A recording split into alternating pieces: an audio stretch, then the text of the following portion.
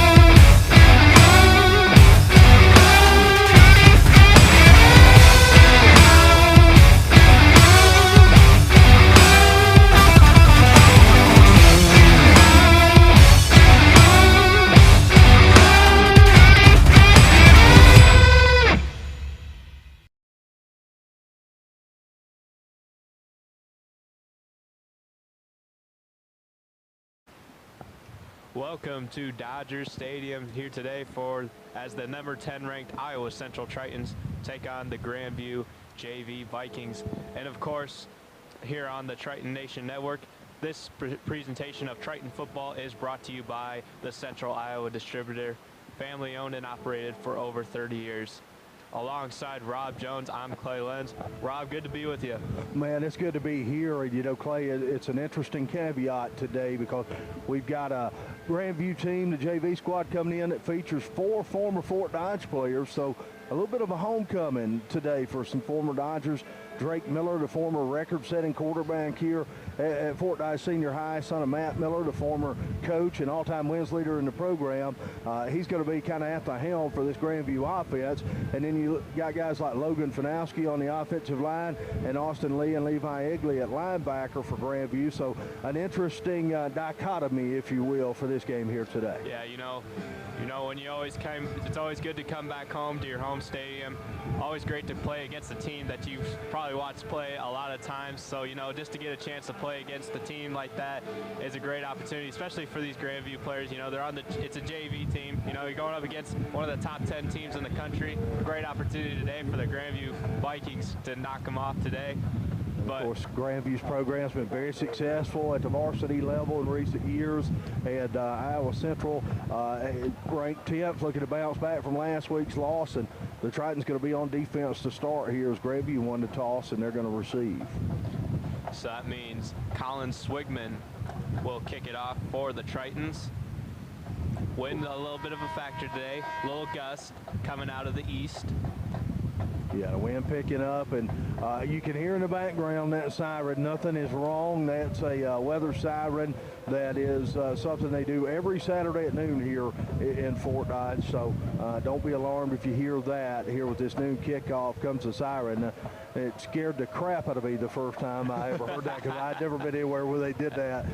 You know, it's just a test on a weekly basis. Well, here in the Midwest, Rob, you got to test those sirens. And the kick is away. It is a deep one back to the end zone, and it is going to be a touchback for the Vikings, and they will start at their own 25. And here comes the quarterback for the Vikings in Drake Miller.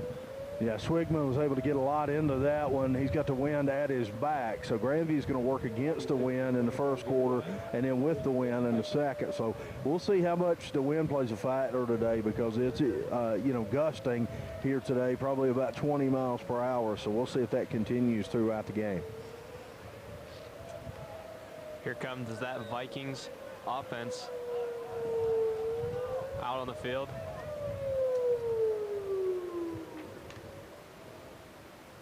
Quarterback under shotgun, sends a man in motion, hands it off the middle, and he is going to be stopped for a minimal gain on the play. He might have gotten a yard, so it'll bring up 2nd down and 9.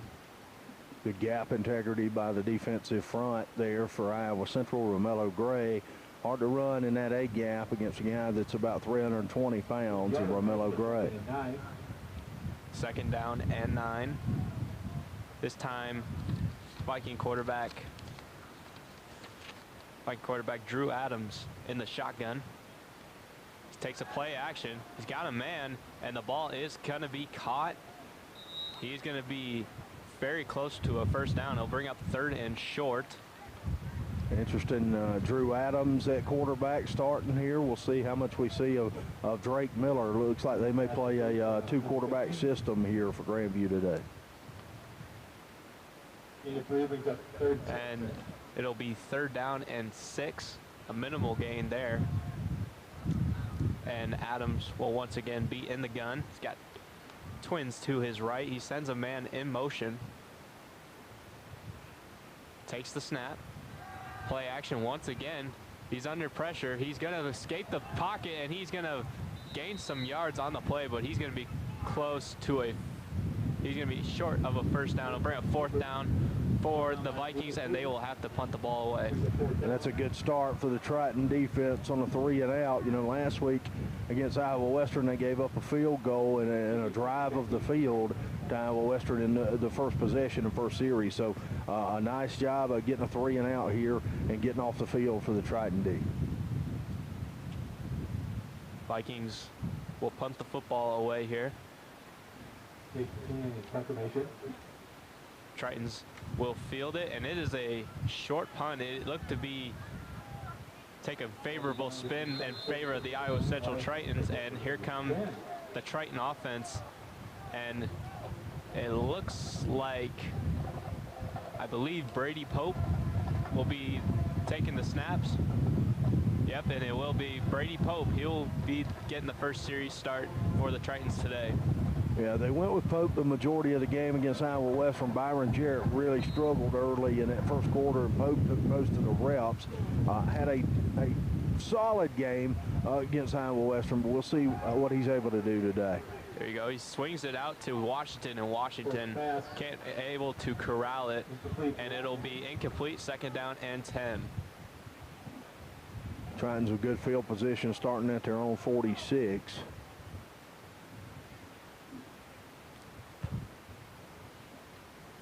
Pope, it will be in the gun with Washington to his left. He's got tight end Clint Nolendike in there as well. And he's going to hand it off to Washington. Washington looked to get outside, but he is going to be stood up, and he's going to lose a few yards on the play. It'll be 3rd down and long for the Tritons. That was a great job of getting penetration by the Grandview defense there. And give a lot of credit to them. 22 was the first man through. Anthony Harper, 37 also in there on the tackles. He limps off the field. That's Jackson Harrison. 3rd down and long for the Tritons. Play action for Pope. Pope, he's got a man wide open, and it is caught by Savion Johnson, and Johnson is going to have a 1st down for the Tritons. What a play there, wide open. Yeah, I think that's a busted coverage in the secondary there by Grandview, and that hurts, especially on 3rd down. But Pope doing a good job of surveying the field, seeing that open and taking it, and that's a 1st down for the Tritons. Pope will yet be in the gun. He's got twins to his left.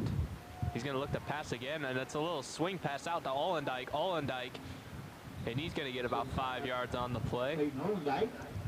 2nd down and 5 coming up. Short, high percentage passes here from the Iowa Central offense here to open up, trying to get Pope in a rhythm. He's 2 of 3 thus far on this drive. Brady Pope in the gun. He's going to send Washington out in motion, out into the flat. He's going to look over the middle, wide open, touchdown Tritons. Oh, and he fumbled. He fumbled the ball. He fumbled the ball, and I believe it is recovered back by the Tritons, and it is a touchdown. Close call there by the Tritons. And I believe that's Madison Ridgeway, isn't it, Clay? Yep. Madison Ridgeway, 35-yard touchdown catch. As Pope stood in the pocket there, had some time, good protection around him, delivered on that post route. Nice throw and catch there for a Triton touchdown. Yeah, almost a turnover. He had the ball caught, but then he could not secure it in the end zone, and it fumbled, able to be recovered back. Ridgeway was able to recover it back, and he's able to keep the touchdown on the board as Swigman's extra point is good, and it will be 7-0 Tritons with 11:51 remaining first quarter. Well, it's a 5-play, 55-yard drive capped off by a 35-yard touchdown pass from Brady Pope to Madison Ridgeway. Tritons on top early. And that's the kind of start here at this point that you want for Iowa Central. You've got to come out and kind of shake off the loss from last week, and they've done that nicely here. 11:51 left. They've got a 3-and-out and a touchdown on the board. So the type of start that you script if you're head coach Jesse Montalto and that staff. So off to a nice way to open this game for the Tritons.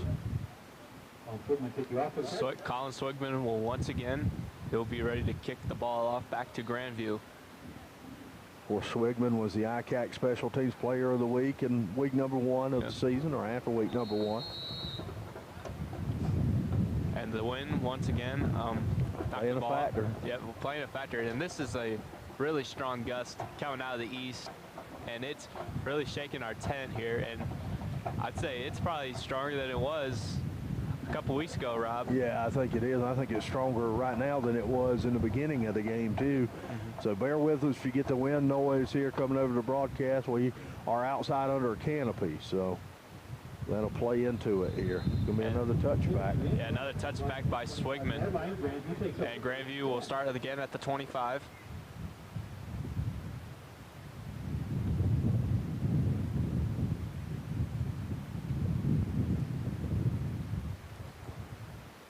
Last week, the defense for Iowa Central, they had a pretty good overall good game, but you know, plays late in the game kind of cost the Tritons. They were able to create a few turnovers in the game. Kenny Edwards, Garrett Olendike, Romello Gray, Tristan Weil were able to get in there for sacks, and there's another sack right there as Josh Reed, Malik Okur in there for the sack.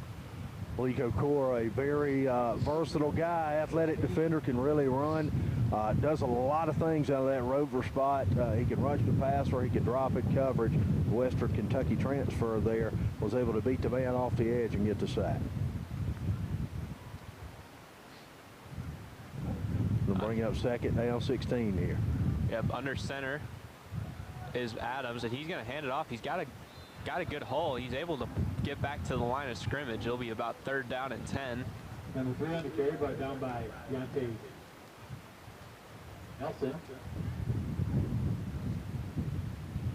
So another 3rd down and long situation here. That's what you want if you're the Triton D. Let's see if they can get a stop, get off the field again, and 3 and out. Tritons like to bring pressure on 3rd down, so let's see if they'll do it again. They see a little bit of a zone blitz here. Here's Adams. He throws it out to the left, out in the flat. He's going to be gaining minimal yardage, and it's going to be a 4th down once again for the Vikings. Good job there in the coverage by Garrett Olendike. You know, at 3rd and 13, all you really have to do is keep it in front of you. If you give the guy a little cushion, he catches it, that's fine. Yep. As long as it's in front of you, and then you make the tackle. Garrett Olendike with a form tackle to bring up 4th down, and Grandview going to punt it away. Big McCann punt formation. It'll be 4th down and 11 for Grandview's offense. C.J. Christian going to stand back to return the punt. Around his own 45 for the Tritons. Here comes the punt. We got a whistle on the field, and I believe we're going to have a timeout by the Vikings. I think they were a man short, is why they called a timeout there. So that hurts them a little bit in terms of having to use a timeout in a situation where you don't want to, and really was just kind of a mental breakdown. The man they ran on late, Clay, former Dodger, Levi Higley, number 48, who's in on the punt coverage here, the freshman linebacker.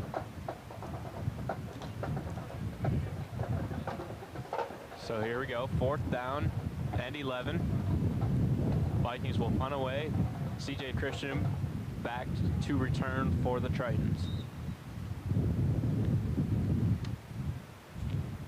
Here's the snap. The punt is up and away. It's a better kick than it was last time, but it's going to be fielded by Christian. He's going to have some room to run. He's still on his feet, and he's going to be brought down at the 30-yard line. And great job by C.J. Christian. That's a low-line drive punt. He comes up, makes the catch, sees the field in front of him, takes the lane there. Now that's going to really set up the Triton offense in a position to really open up some business here on the 24 of Grandview. Yeah, you know, you got to score right here again. You know, in week 1, Iowa Central did such a great job of scoring off of the turnovers. You know, they were able to put up 52-0, and you know, turnovers cost them last week, and then Iowa Western was able to capitalize on those. But Iowa Central, if they can get great field position and continue to turn people over, they're going to win a lot of games the rest of the season. And we've got a penalty here on the return, so that's going to back the Tritons up, and that's unfortunate because they had a really good return there. So hold on the return, so that's going to bring it back to the Grandview 42. It'll be 1st and 10. Pope once again, and the quarterback. He's going to hand it off to Washington. Washington's got a nice hole. He's still on his feet. He's going to get across the 35, and he's going to pick up about 7. One thing when you scout a running back, one thing you always talk about is, does he finish runs? And Jaden Washington able to keep his feet moving there, square his body up, take the contact, absorb it, and finish that run. And because of that second effort, he pulled up, you know, he got a little extra yardage as a result. Yep, and we got a holding penalty that'll bring it back. Anthony Berry are going to get called for the hold, so it'll be brought back, and it'll be about 1st down and 20, I believe. Backed it up about 8 yards, so it's going to be 1st and 18. Unfortunate there for the Tritons again with a nice game. Here's Pope. He's going to hand it off to Washington again. Washington, another great hole. He might be close to the original line of scrimmage, and it'll bring up 2nd down and about 10. And, you know, going back to the hold on Berry, the Triton offensive line has a major size advantage today against Grandview's defensive line.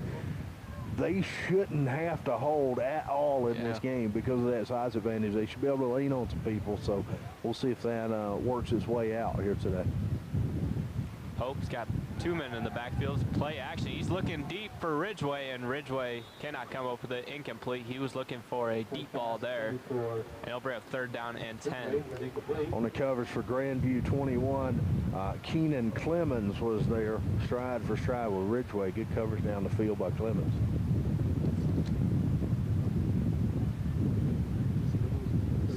Third down and 10 coming up here for the Tritons. He's got 2 men in the backfield. He's got Bodie and Washington.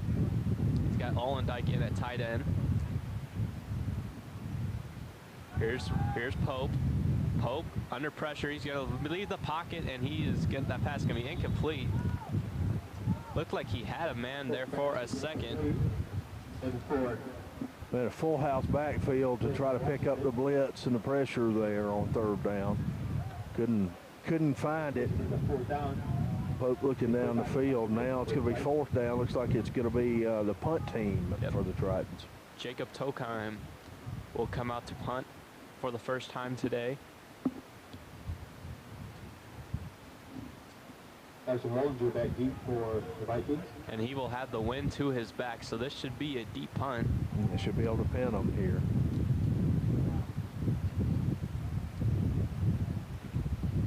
Punt is up and away, and it is a good punt, and it is going to be and it is almost fielded at the 1, and so instead it'll be a touchback. They were unable to make the play down there on the coverage team. Pretty good effort, but difficult in that situation with the wind to your back to keep that one from going into the end zone. So the Viking offense will come back out. They're yet to pick up a 1st down here at the 8:30 mark of the 1st quarter, and the Tritons leading 7-0.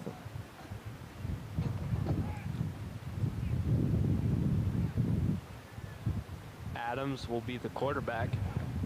And it is going to be thrown out to the flat, and that ball is going to be incomplete. It'll bring up 2nd and 10.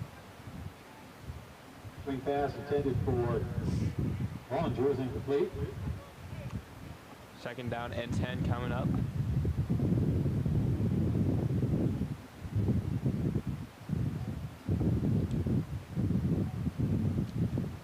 See, with the defense of Iowa Central, you know, they were able to make some turnovers, but late in the game they weren't able to make the plays down the stretch.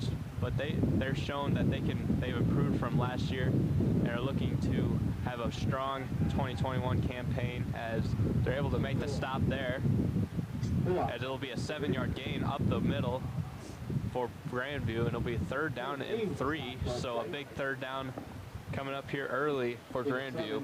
And it's the shortest 3rd down that Grandview's had here, and that's the thing. You want 3rd and short, 3rd and medium. There's a whole lot more you can do, a whole lot more in your playbook at that situation here.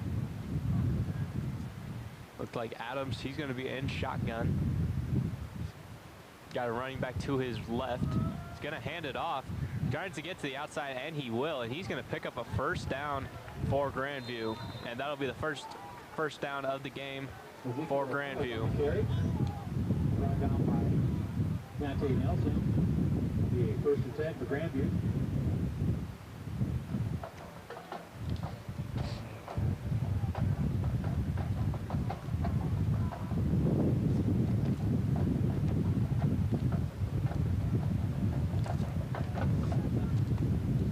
First and 10. Adams, he's going to be in under center. Double tight look. He's going to send the man in motion. He's going to hand it off to the left, and that is going to be blown up and a tackle for a loss. That was number 27, Tulok Ezekiel. Barrier with a big stop for the Tritons. He's good in that downhill run game, and that was just old school smash mouth power football. 2 tight ends and quarterback under center. Nothing doing those. The Triton defense able to stand tall. It'll be 2nd down and 15 for Grandview. Adams will be in shotgun to this time with twins to his right. Hands it off up the middle, and that's a nice gain. He's going to get across the line of scrimmage, and it's going to be 3rd down and about 8. Brian Johnson and Brian Barrier combined to make the tackle for the Tritons. 3rd down and 7 here, and let's see if Grandview can convert once again on 3rd down. They converted for the first time today on their last 3rd down. Let's see if they can do it again. They're 1 of 3 so far on 3rd downs. You would expect this is a passing down at 3rd and 7 here. 3rd down 7, it's play action. He's looking deep, and it is going to be incomplete. And they are going to throw a late flag on the play. And that's going to be a pass interference call, probably on the defense. Going to be on 16, Ahmad Glass on the other end over there on the other side of the field from us. So it looks like it'll probably be a Grandview 1st down coming up. We'll wait for the official call. Pass interference, number 15, defense, will take 1st down for spot and foul. And it will be on the Tritons, so 1st and 10 for the Tritons, and they will be, and excuse me, 1st and 10 for the Vikings. They're in Triton territory for the first time, as they are going to start at the 46.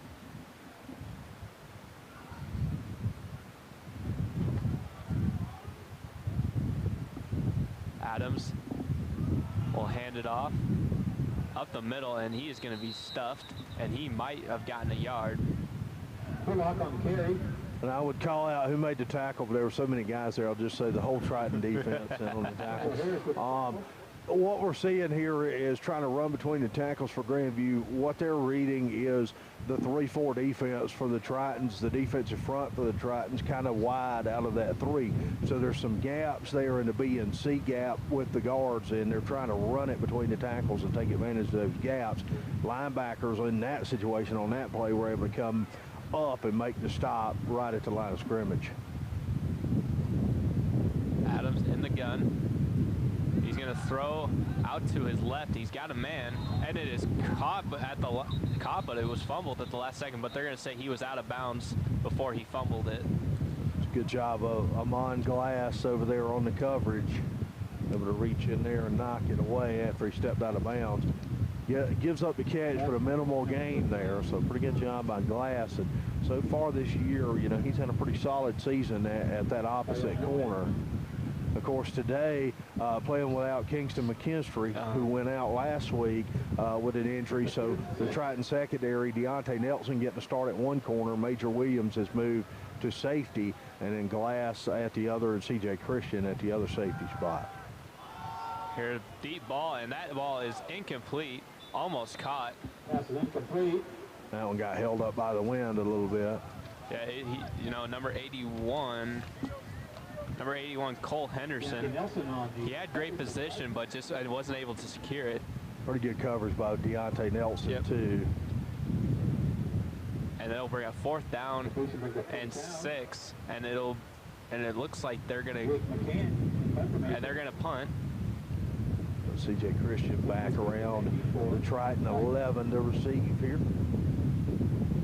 I think the wind plays a big part in that decision because you're in Triton territory, really in 4-down territory. Yep, and he's going to pooch kick it, and it takes a nice bounce for the Vikings, and it looks like the Tritons are going to start with it inside their own 10.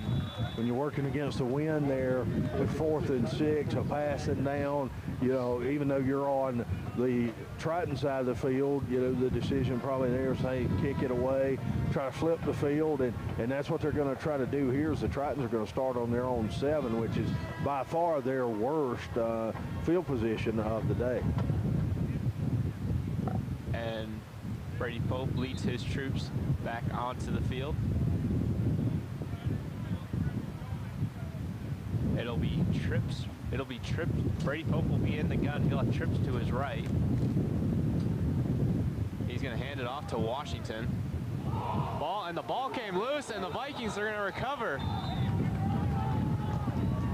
Oh, wow, what a big turnover there by the Grandview JV. Jane Washington fumbles the football and is recovered by the Vikings. That's a huge shift in momentum. Yeah. We talked about trying to flip the field. That's exactly why you want to flip the field. So you either get a 3 and out and get good field position or create a turnover deep in your opponent's end, and that's what Grandview was able to do there.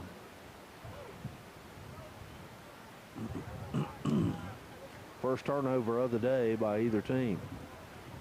And it'll be tremendous field position for Grandview. They'll start at their own 10. It'll be 1st and goal to start. If you're Grandview here, you know you don't know how many opportunities you're going to get today to start from their own 10, so they have to punch this one in if they want to compete. Most of it. Here's Adams in the gun. He's going to look to pass. He's under pressure, and he's going to get sacked. Number 33, Dylan Kane, the freshman. Big sack by Dylan Kane for the Titans. And if you're Adams, you got to throw that one away. Yep. You got to get rid of that football because you just took a 13-yard loss. And with the wind the way it is, going against the wind here, you may have put yourself out of field goal position with that sack. Big play there for the Triton D. Adams will be back in the gun. I'm projecting a run, and the next set they're going to pass, and they're going to do a little screen, and it works. And he's got some room. He's going to get back inside the 10, and he's going to be stuffed up at just short of the 5. Great play call there by the Vikings. Yeah, a little middle screen there. They let the initial rush and the pressure get through and then hit the middle screen. Got everything they lost back and a little bit more on that one. So that'll set up a 3rd and goal from the 7. Major Williams and C.J. Christian ended up making a stop, but a big gain there for the Grandview offense. We go 3rd and goal from the 6-yard line. 3rd and goal from the 6-yard line for Adams. He's going to be on the gun. He's going to take the snap, and we got a penalty marker on the field. I believe Maliko Kaur was in the neutral zone, but I'm not sure if he was drawn off by moving on the offensive line. We'll find out. Oh, it's going to be a timeout. Timeout taken by Grandview. And so you're down, it's 3rd and goal from your own 7. What's something that you would draw up here, Rob? Well, I think it's important to note they took this time out here because they're so, you know, they're putting a lot of emphasis on this drive, obviously, to try to punch it in. The 3rd and 7 here, I think if you've got the big receivers where you can go over the top, maybe you go over the top with a fade route here.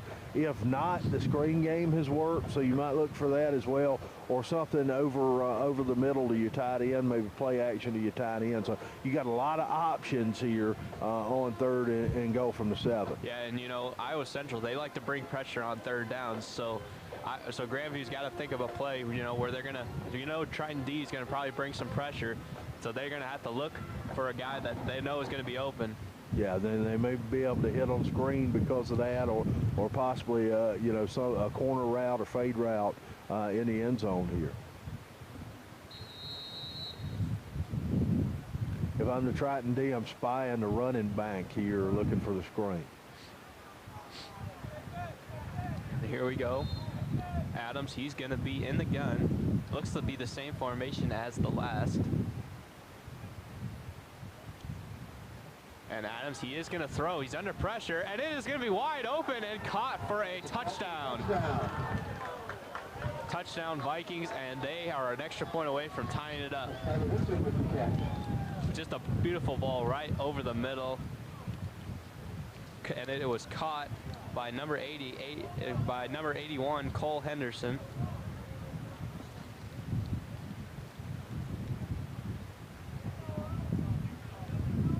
And the extra point coming the way for the Vikings.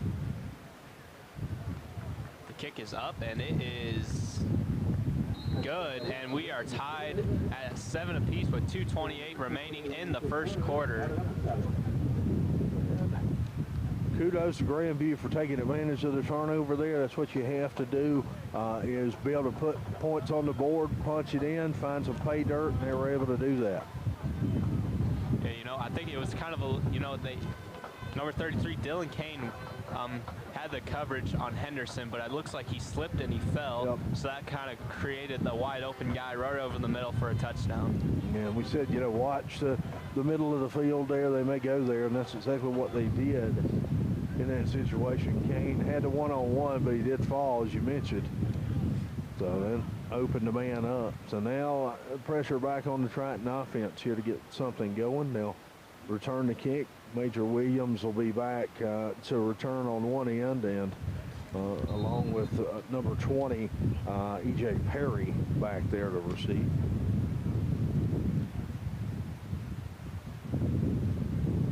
Wilson kicking off. Again, the wind creating problems in the game.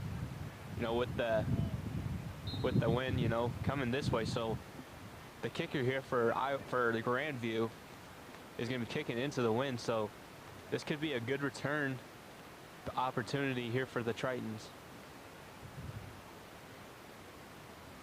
And it will be a pooch kick, and Clayton Olendyke is just going to fair catch it, and they'll start from their own 32. Fair catch called by Clayton Olendyke. Probably smart by Olendyke to make the fair catch with the ball kind of being held up in the wind there.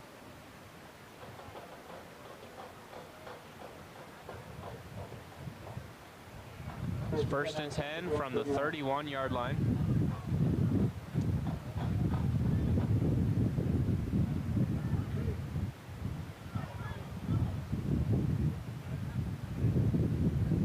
Here's Pope, takes the snap, and he's going to go to Jace Levy. Levy is going to get dropped for a no gain on the play. It'll be 2nd down and 10.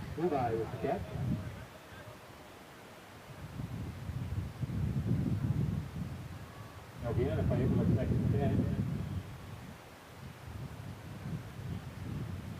2nd and 10 for Brady Pope. He's got Chance Givens in at a slot, and he's got Olendyke in there as well. And Pope is going to roll out to the right. He's got a man, Cale Weedman, and Weedman is going to be brought down. It's going to be a short gain on the play. Maybe got a couple.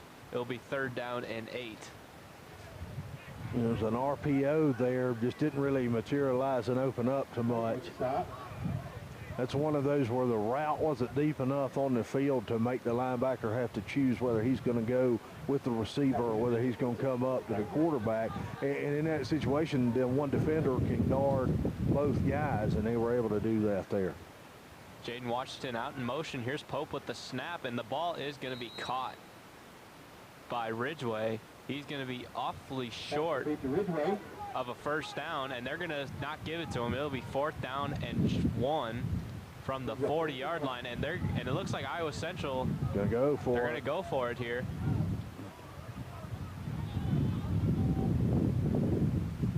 I think they're going to try a sneak, and they will. And Pope, he's going to be close and on the spot.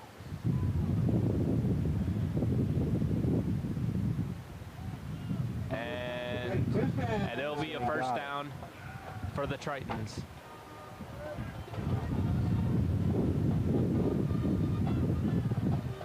I'd like to see a little bit more of the run game here. Use the offensive line size advantage, lean on Grandview a little bit here. Brady Pope, the lone man in the backfield. He's got trips to his right. He's going to do a screen pass to McKenzie. McKenzie is going to get maybe a couple on the play. Be 2nd down and about 7. I think McKenzie can really run. We saw him take a kick back to the house over the second half against Iowa Western last week. As trying to get him the ball in space here. Bring up 2nd down and 10. Clock winding toward the end of the first quarter. 20 seconds left here. Audley McKenzie, one of the co-ICAC Special Teams Player of the Week. And again, they're going to go for another screen. This time Desmond Washington able to get the catch and tackled by Austin Lee, the former Dodger. And that will conclude the first quarter, and it is a tie game here at Dodger Stadium. Tritons 7, Vikings 7, and we'll be right back with more Iowa Central football as we begin the second quarter.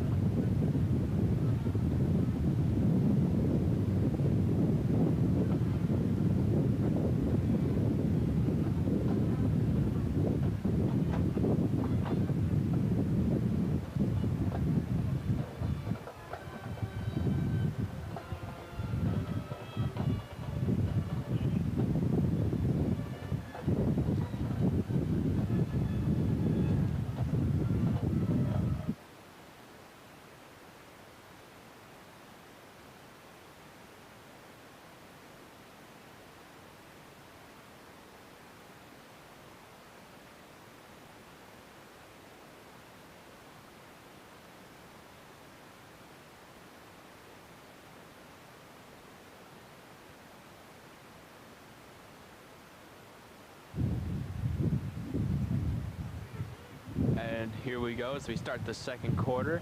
It'll be a 3rd down and 6. Brady Pope will start in the gun. He's got trips to his left. Pope over the middle, and that ball is caught by Jace Levy. And it'll be a 1st down for the Tritons. That was a nice throw from Brady Pope right there. He stepped into it, really showed his arm strength there, threw that one on a rope to Jace Levy for the 1st down.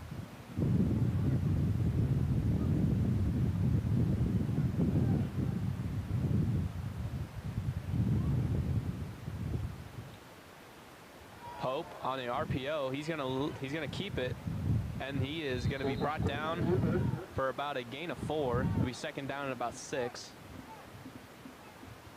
Made by Levi Egley. Levi Egley on the tackle for the Vikings, the former Dodger.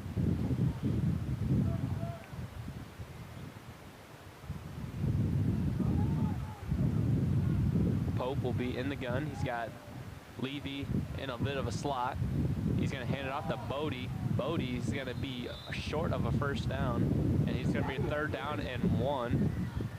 Just about a yard short there. You mentioned Levi Egley and Austin Lee both making tackles here in the early going. Were the top 2 tacklers on the 2019 Fort Dodge Senior High team that went to the playoffs. Pope Pope in the gun. He's going to hand it off once again to Bodie, and Bodie's going to have a first down for the Tritons. First down. That's a good push by the guards there, Richard Rodriguez and Jacob Bradford, to get a push inside. We'll halfback ISO play up the middle and get to first down.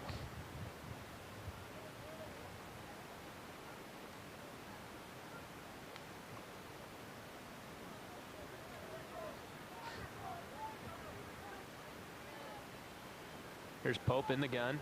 He's going to hand it off to Body. Body picks up another nice gain. He's going to pick up about 5 or 6 yards. Second down and about 5.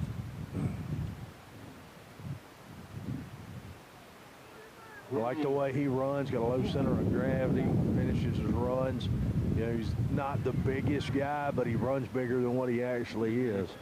Yeah, he's more of that power guy, even though him and Washington are both kind of the same, you know, strength, build, and size. I think Body's just more of that power guy. Jane Washington's more like out there for speed. And all right, so we're going to have 2 markers on the play. I believe they're going to get offsides on Grandview, and I think they're going to also get a pass interference on Grandview as well. We'll see how they work it out here. If it's offsides, I think it would nullify the pass interference because that happened after. So Yep. We'll see how they work it out. It's a pretty nice drive for the Tritons here. Now it becomes one of those deals where you have to finish the drive.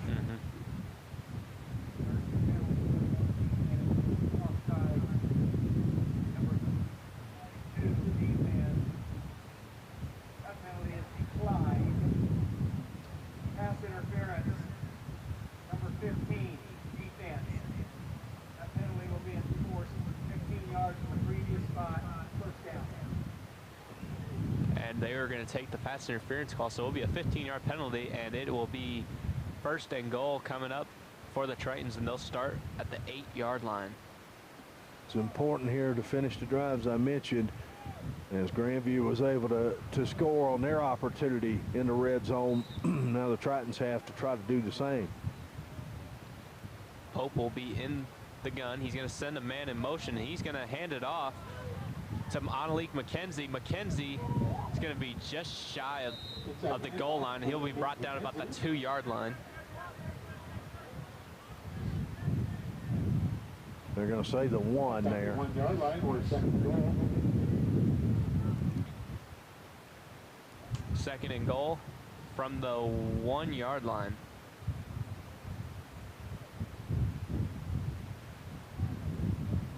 Pope, he's going to send Wheatman in motion.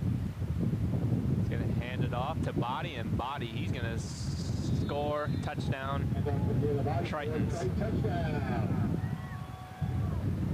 And that is going to be, Tritons going to take the lead. They're going to go back up 13-7 as Colin Swigman will come out for the extra point. Bodied his way into the end zone. Dylan Body.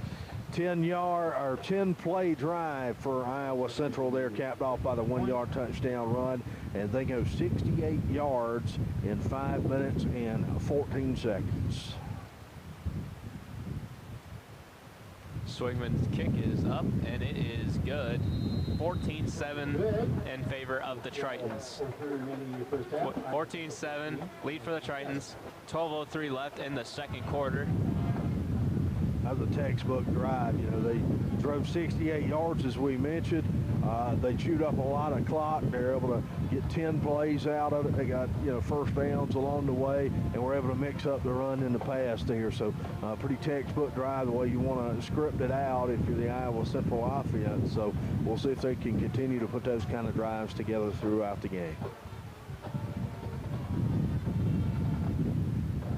And there'll be another kickoff again for Colin Swigman. This time he'll punt, he'll kick off into the wind. So let's see how this affects this kick, how it affects this kick return. And it's interesting they're putting both guys on the right-hand side here with the way the wind is swirling that way. Kick off for the Tritons.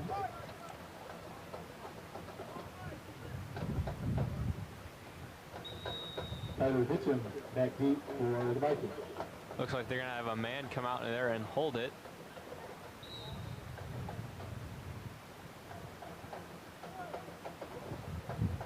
And Here comes the kick, and it is up and away, and it will go to the right side, and it is returnable, and he's got plenty of room to the right, but what a play there. Deep bound kickoff there by number 32, Deshaun Hall.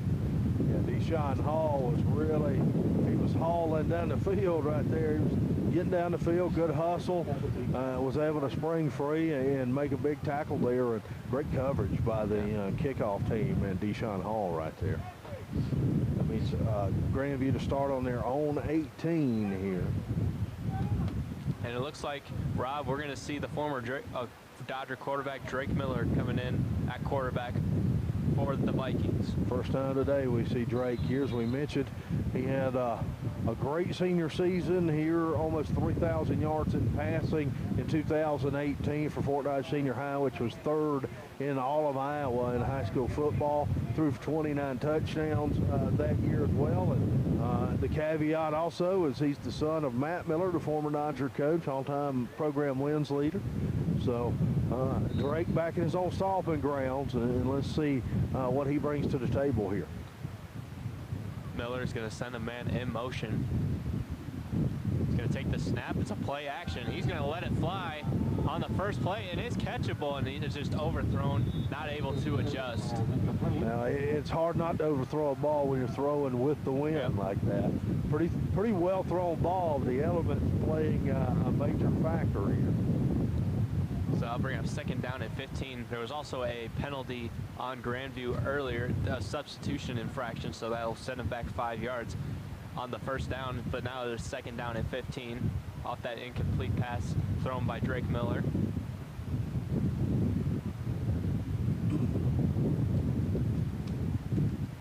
Miller, play action again. He's under pressure. He gets it off over the middle. That's caught. That is caught over the middle by number 28, and that is a big play there. That's a gain of about 30 yards on the play. Grandview's opened up the playbook a little bit with the gunslinger. Carson Rollinger on the catch for Grandview.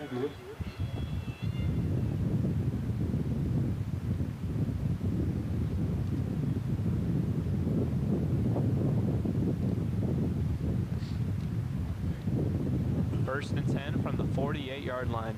Drake Miller already making a big difference for this Vikings offense. Yeah, they've opened up the playbook a little bit to Miller's skill set. He's a gunslinger. Here's Miller in the gun again. He's going to hand it off this time, and the running back's going to have nowhere to go, and he might have gotten a yard. Julian Beach on the tackle for the Tritons. Second down and 10 coming up for the Vikings.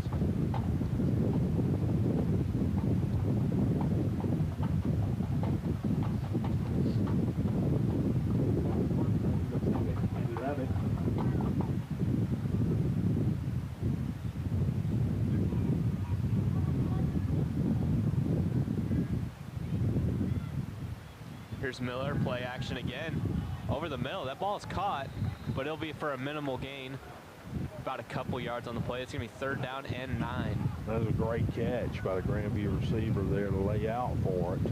Terrell Newman making the catch. Drake was a little bit off there. I think the wind blew the ball off a little bit of the mark. But Terrell Newman able to lay out and make a nice catch. Third down and 7 coming up for the Vikings. Drake Miller will be in the gun. He's got twins to his right. He's going to go play action again. He's under pressure, gets hit, and he's going to launch it deep, and it was almost intercepted by Josh Reed. Yeah, Miller got hammered as he threw the football there. Good pressure by Ryan Johnson. Yep, and that'll bring up fourth down and 7, and Vikings will come out to punt. Fourth and 7 for the Vikings.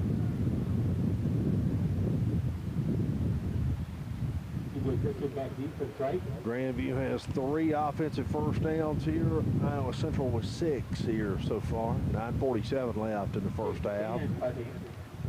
14-7 Triton lead. Here comes the punt, and it is booted, and it's He's going to have some hang time there.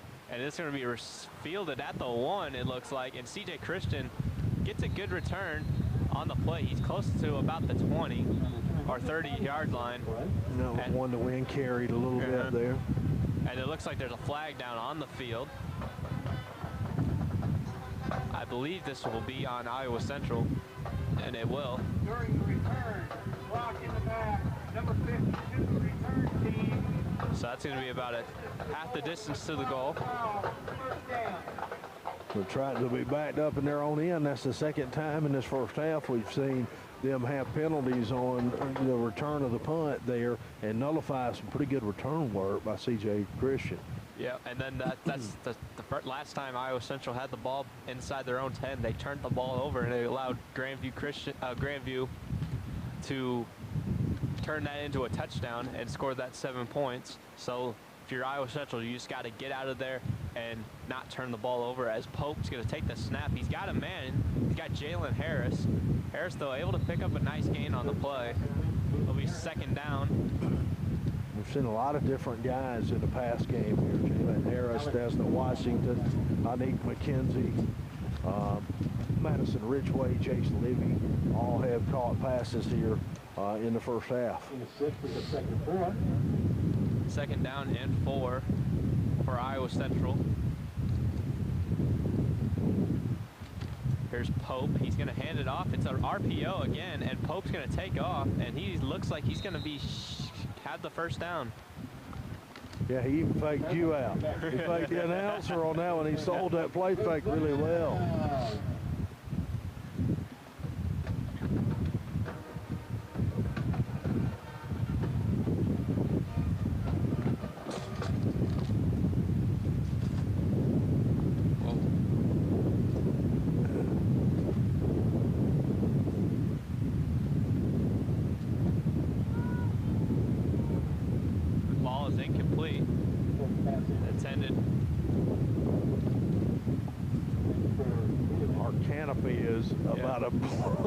It's like the movie Twister. Yep. Get a little help from the fans here. Thank you, sir.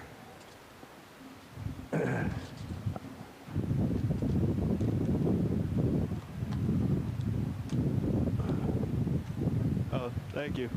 We appreciate the help from the fans of keeping our canopy in place here. I'll bear with us here on the broadcast today. Pass complete. Production crew coming up here to make some adjustments. Offside. Got an offside penalty on Grandview. The previous spot, replay second down. So we'll see what the Tritons can do here on this drive, Clay, as they have the 1-score lead now, try to build on that before going into the half. Second down and 5 for Pope. Company. And the ball is caught. Cale Wiedemann.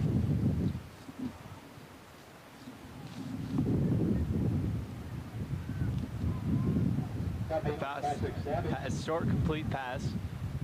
Third down and about 2 on the play. Third and short, though, that's pretty manageable for your offense. That's the situation you want to be in. We'll see if they try to run it with Washington here.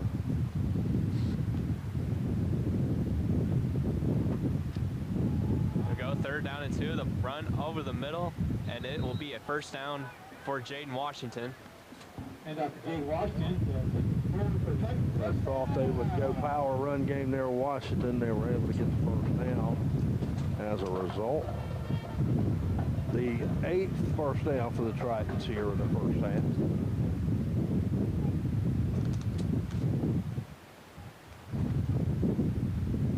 First and 10 now for Pope. They'll start at the 35. He's got twins to his right. He's going to take the snap. He's going to look to pass.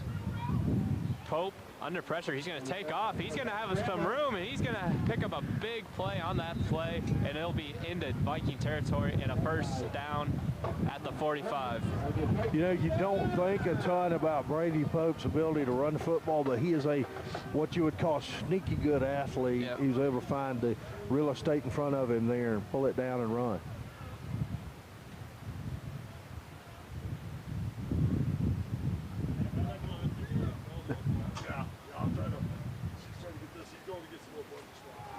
There you go. First down for the Tritons. Jaden Washington takes the run, and he's going to have a first down. He broke a couple tackles and got the first down. Another first down. The offense now getting in a rhythm here, Clay. Under 7 minutes to go here in the first half. Have the one-score lead, looking for another one.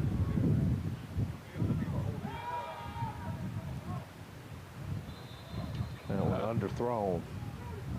Pass is incomplete. We've got 2nd and 10. Yo, Cale Weedman with the catch. No, it's incomplete. It was underthrown, hit the turf. Okay, incomplete.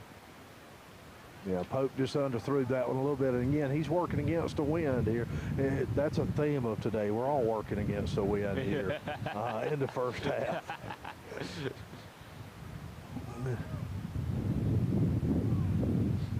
Pope under in the gun again. He's going to play action. Got plenty of time to throw. He's under pressure now. He's going to take off and run, and he's going to pick up a good gain on the play. He gets about 6. Levi Egley hit him there as he went out of bounds, and I think they're going to say it might have been a little late. No flag there, but the fans thought it might have been a little late.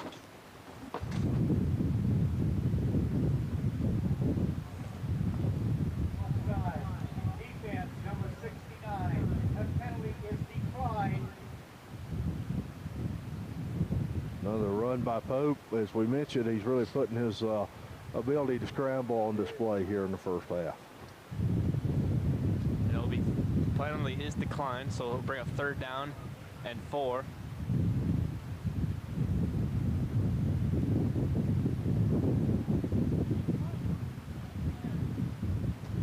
Third down, 4. Third down coming up. He's going to have a full house backfield for Pope. Pope's going to hand off to Bodie. Bodie's going to have a first down for the Tritons. He'll be brought down about the 16-yard line. So another nice drive from the Triton offense. Second one back to back. Now they've got to finish it. Yeah, they're going to go quickly back to the line of scrimmage. They're going to run another play, body this time up the middle for a gain of 2 inside the 15-yard line. Got a little rhythm here. Let's see if they try to go quick again. Ricky Soto. Stop.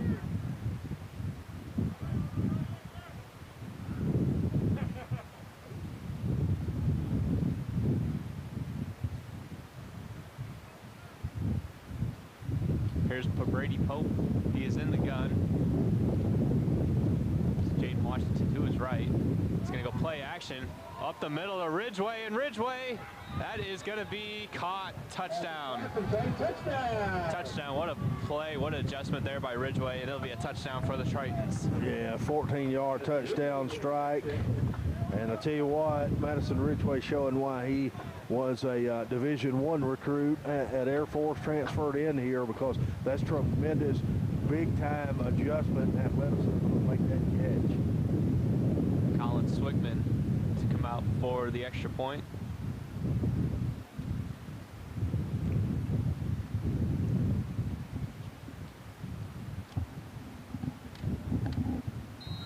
And the extra point is no good. No good, and it is going to be 20-7 Tritons. I believe that's the first missed extra point of the season for Swigman. Well, that drive, Clay, 12 plays, 92 yards, and 4 minutes and 43 seconds capped off by a 14-yard touchdown pass. Brady Pope to Madison Ridgeway, who made a tremendous athletic play on the catch, and that puts the Tritons up 27. Now we'll find out if that missed extra point's going to hurt them at any point later in the game. You know, when you leave points on the field, you always hope that they don't come back to bite you. So we'll find out how that works out here. But another nice drive. That's 2 in a row where they put together plays of 10-plus, or drives of 10-plus plays here. So the offense for Iowa Central in a rhythm here.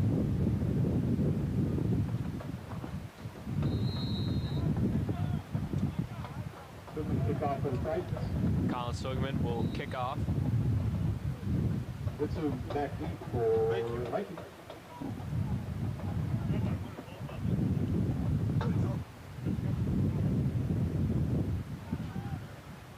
And fielded by Grandview, and he's going to be tripped up on the play. What a play. C.J. Christian able to trip him up.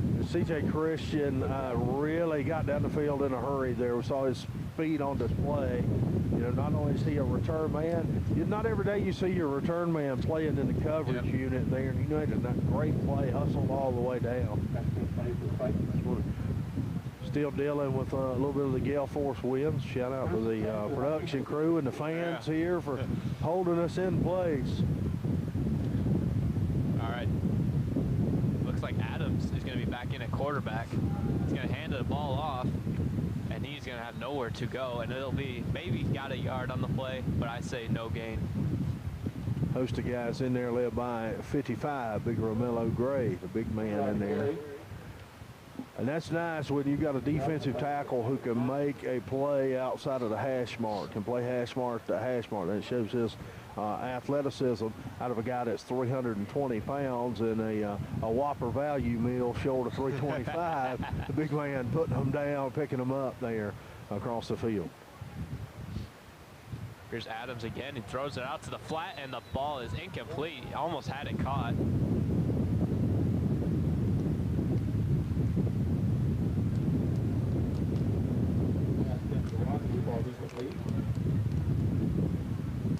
Third down and 9 coming up for Grandview.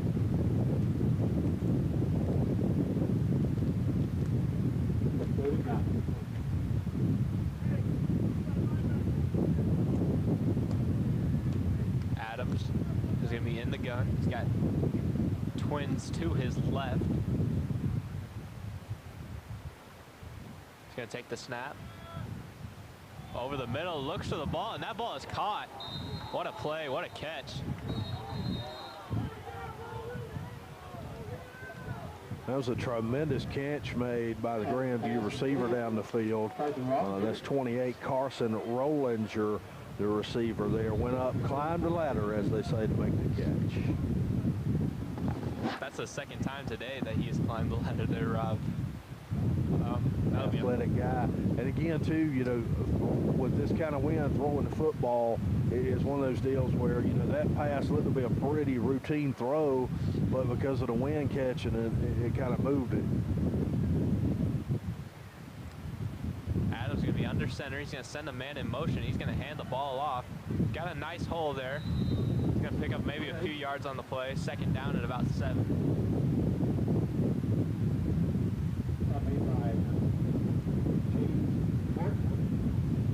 On the tackle for the Tritons.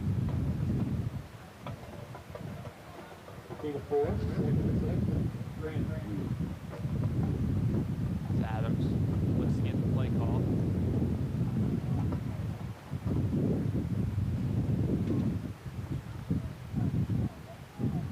We roll toward the first half, or till halftime here. 20-7. Tritons lead. 3:34 remaining.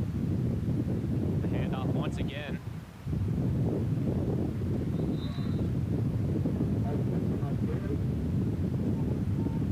Minimal gain there, maybe a yard. Tyler Bitsum with the carry there. We're going to officially call that a gain of 2, so 2. Third and a long 3 here. Third down and 3.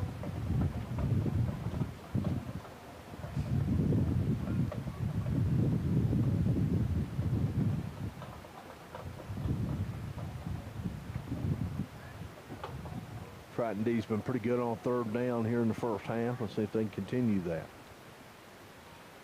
Here's Adams. Play action. Play action. He's under pressure, and he's going to go down. He's going to be sacked.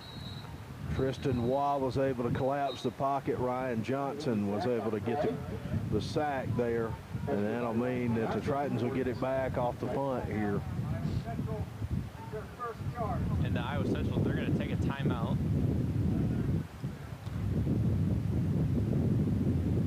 Iowa Central defense has been pretty dominant in the first half, other than the touchdown that Grandview got where they got the turnover on the Iowa Central 10. Triton defense has really exerted itself there. They've given up just 5 first downs here in the first half.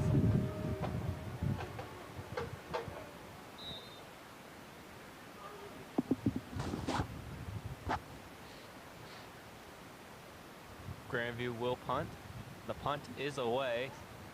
And CJ Christian looks to field it. He will call Peter, and it'll be fielded at about the 24-yard line.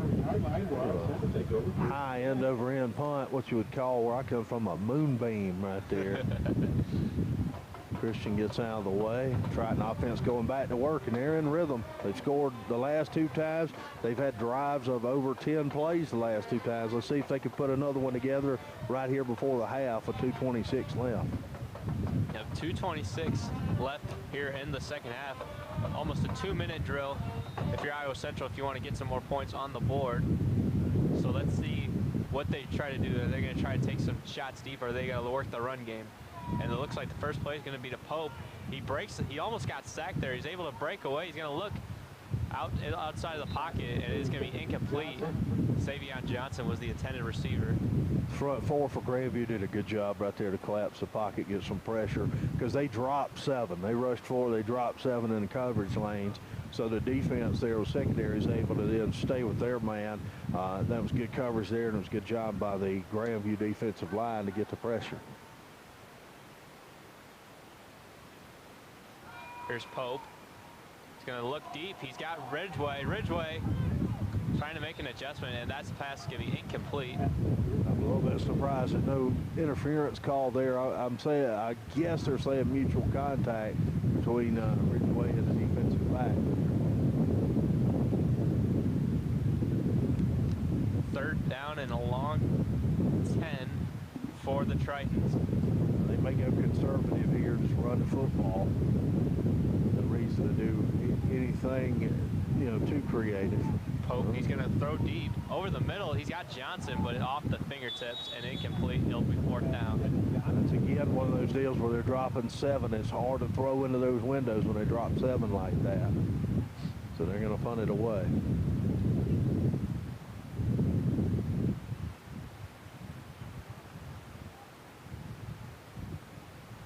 You have the difficulty of that throw against 7 men dropping in coverage with the fact that Savion Johnson, as athletic as he is, as good as he is 5'6", and that's probably being generous.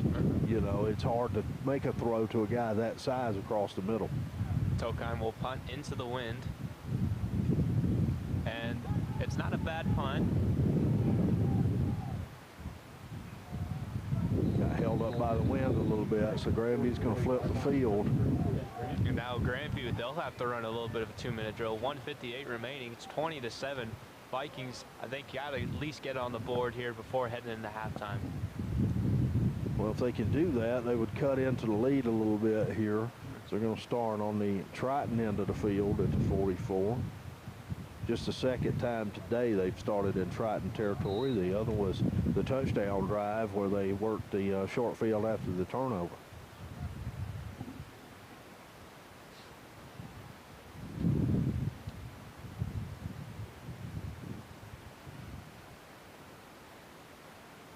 Adams in the gun, hands it up the middle, and he is going to be stuffed. Nolan Dyke was in there, along with Ryan Johnson.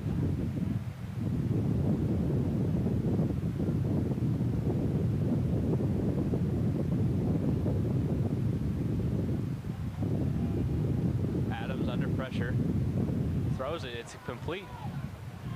Tollinger again And he's still rumbling, and he's going to pick up a first down on the play. Pass is complete. The Tritons have some of their backups in on the defensive line here. Different group of defensive linemen. Let's see if that makes a difference. Clock moving, 1:20 remaining. Adams under the gun, going to throw out to the left, and that pass is going to be incomplete. Second down and 10 coming up.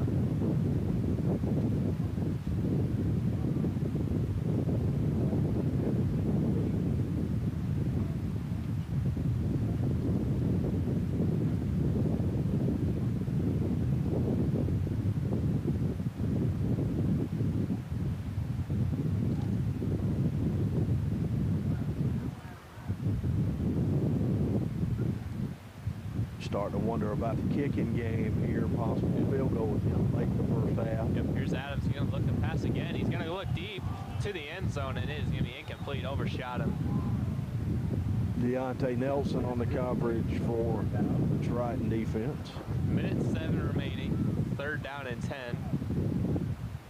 And, you know, with the wind to your back, going with the wind like Grandview's offense is, you know, that's going to give you a lot of extra range in terms of field goal game here. So we'll see how they try to play it out. Do they play it to try to play for a field goal with third down here, try to get something kind of short to set up the field goal? We'll find out. Yep, it's third down and 10. It's at the 33-yard line, so I'd imagine them to run. It looks like they might have a hole. They're going to blitz that hole, but it's going to be we have a flag, and look at this. Johnson, he's going to take it to the house. There's a flag on the play, so we'll see if that stands. He takes it back to the house, but we do have a flag on the play. I believe it could be offsides. I think it's going to be offsides on the Tritons. I believe somebody on the late blitz came a little too early, and it forced an offside penalty.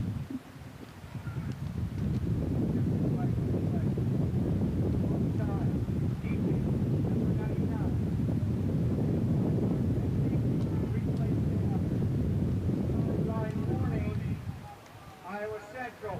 There's no yardage associated with the warning. So a offsides penalty on the Tritons, also a sideline warning on Iowa Central. They thought they had a scoop and score there. Yeah, they had a little bit of legitimate gripe maybe there, or thought they did. Yep. They did jump off sides there, so that's going to nullify that play. And that's too bad, because that was a heck of a play by Ryan Johnson, number 90.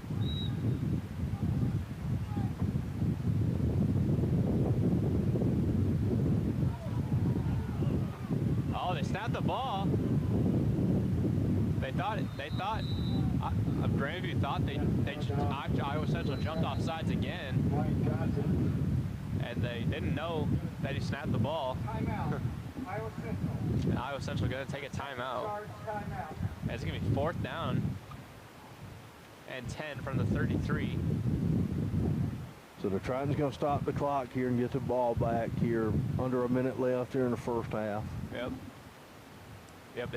So it's fourth and 10 from the 33. Are you going to kick it here if you're Grandview? Well, if you kick it, you're looking at 38, 45 yards. I don't know, I don't know their kicking game enough to know how much confidence they have in trying to kick it for 45 yards. Now, you do get a little extra bonus to win, so you're back right here. So, most likely, no. Most likely they're going to go for it, but we'll see what they do here. Tritons need to get to stop here to get the ball back.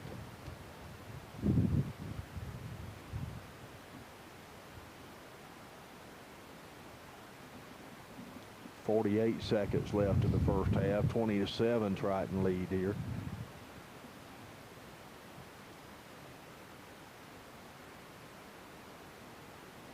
Here comes the offense, and it looks like the offense will stay out there. 4 wide here for Adams. He's going simple spread with the running back to his left. He's going to send the man in motion and make it trips right. Here's Adams. He's going to throw it deep. He's going to look for the end zone, and it is going to be overshot and incomplete, and turnover on downs for Grandview. Good job of the Triton defense there on the coverage. Secondary's been good all day and really all season. So a turnover on downs for the Triton defense. Yep, but 43 seconds remaining. It'll be 1st and 10 from the 33. And you're working with the wind in your face here. You can't do anything dumb right here. I mean, if you don't do anything but go into the halftime locker room up 13, you're okay. You just can't make a big mistake on your own end right here. Yeah, it looks like Iowa Central, they're gonna run a play here, and they're gonna pass it. They're gonna go to Ridgeway. Ridgeway is gonna be brought down and out of bounds. That's a big Ridgeway. 36 seconds remaining. If you're going with the mentality that you're trying to score, you do have to get out of bounds here. You've got one timeout left. 2nd and 7, Triton.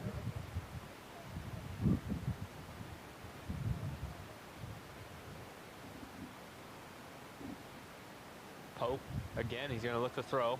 He's under pressure. He's able to escape the pocket, and he's going to take off and run, and he's going to be brought down. Going to be scrambling and brought down right at the line of scrimmage. Clock is running. Less than 20 seconds remaining. Ricky Soto. Stop.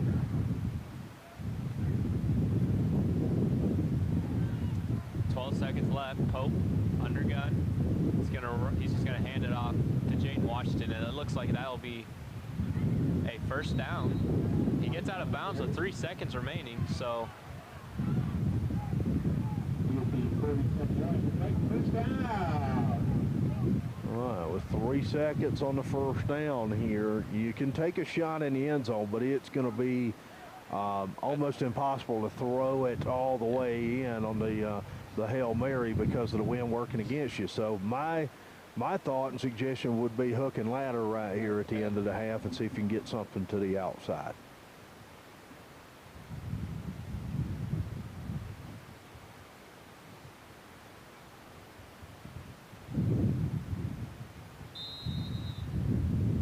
and it looks like they're going to take their final timeout, Iowa Central. You might as well take it, as I used to say in my coaching days in basketball. Might as well burn those timeouts. You can't trade them for beer coupons. So you might as well take it right here before the halftime and see what you can get. See if you can get something. As we mentioned, the hook and ladder, I think, is a good option here for the Triton offense at the end of the half.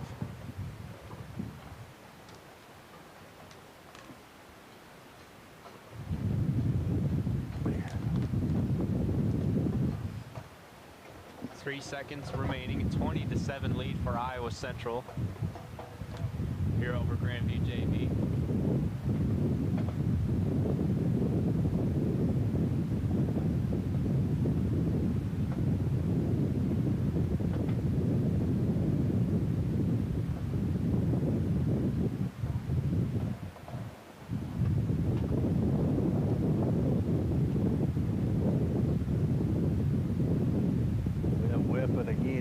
I don't know what the actual stats are on the wind, but I'm going to say 40 miles an hour, dude. Like, it's gale force. Oh, yeah.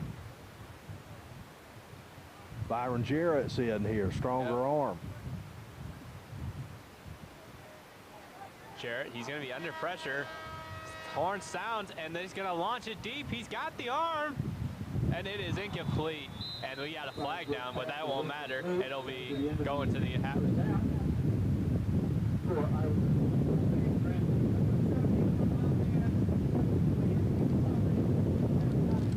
And that will be halftime. Your score at the half, Tritons 20, the Grandview Vikings 7. We're going to step away here for a few minutes, and we'll be right back with a little halftime analysis and stats, and we'll be right back here on the Triton Nation Network.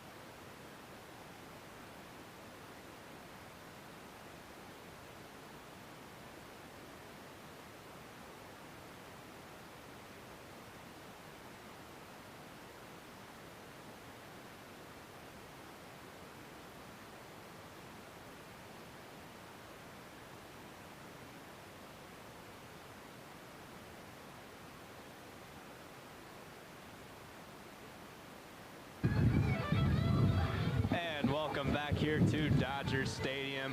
At halftime is winding down. We'll get ready to start the second half. The current score is Iowa Central Tritons leading the Grandview JV Vikings 20-7. Rob, what's been standing out to you offensively? Well, you know, offensively, I think the ability to sustain drives has been on display in the first half of the Tritons. They had 2 touchdown drives, 3 total, but 2 of those 3 are where they went 10-plus plays, and I think that's been big. They chewed up the clock in a game like today where the wind's whipping, you know, blowing gale force that we talked about throughout the first half.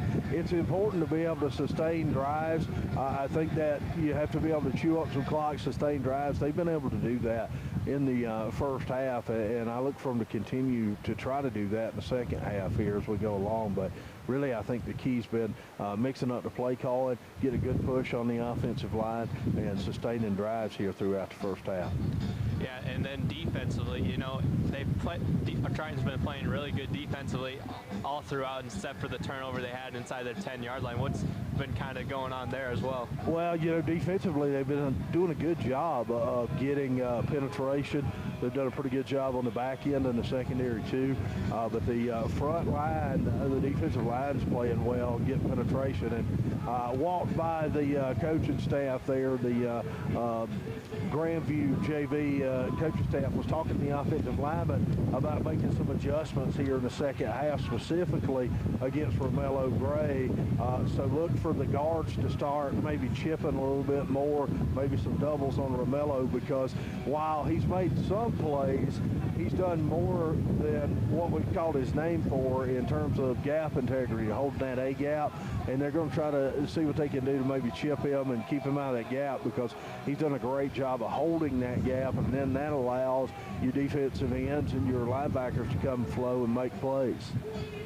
Yeah, but with a minute half remaining here in the half, we'll get ready to get back here to football here to start the second half. Coming up here in about a minute 20, we'll be right back for the start of the second half.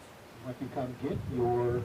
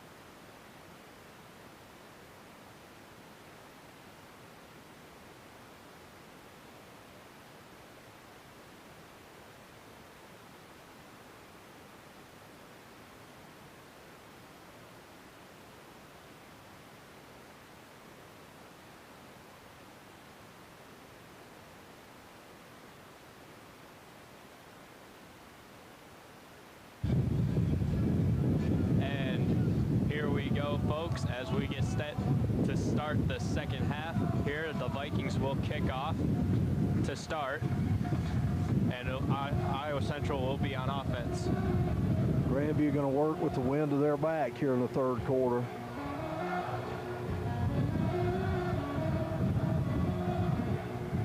Kerncraft 400 to get the crowd cranked up here.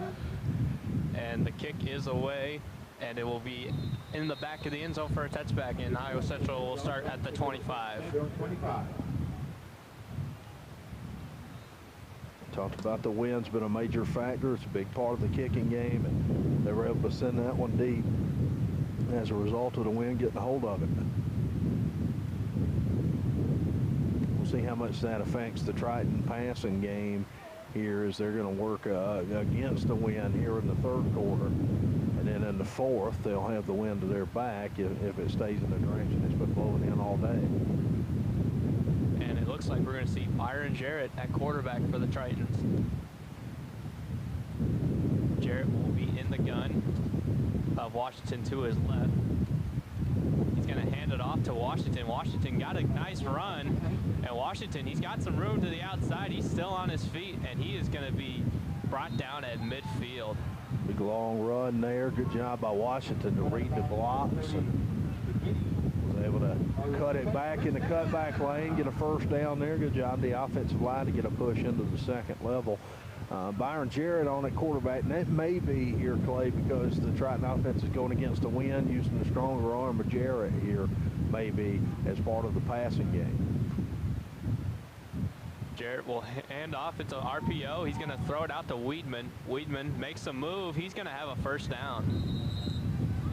Cal Weedman. With the catch.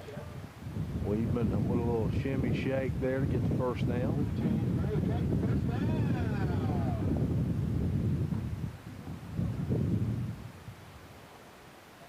Jarrett will once again be in the gun. He'll hand it off to Washington. Washington up the middle. He's going to pick up a couple on the play. Be second down at about 8. Made by Hoyt of Vikings. Several defenders in there to make the stop for Grandview.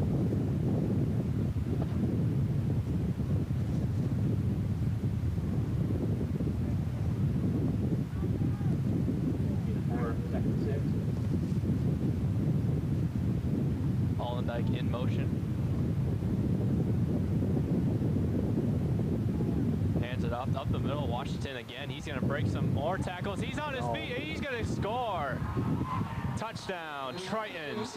Jaden Washington. And just like that, to open the second half, Iowa Central on the board. Once again, another touchdown by Washington, and it's a 26-7 lead in favor of the Tritons. Jaden Washington and Madison Ridgeway fighting each other for the vaunted offensive player of the game. We're going to name Swigman will come on to kick the extra point. He's missed one, or he missed his last kick. So let's see if he can redeem himself here. And this one kick is up, and it is good.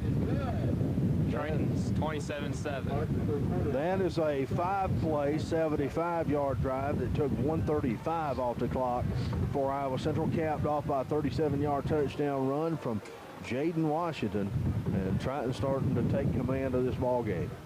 You have 27-7. Tritons with the lead over Grandview JV. 13:25 remaining in the third quarter. As Swigman will come out to kick off to the Vikings.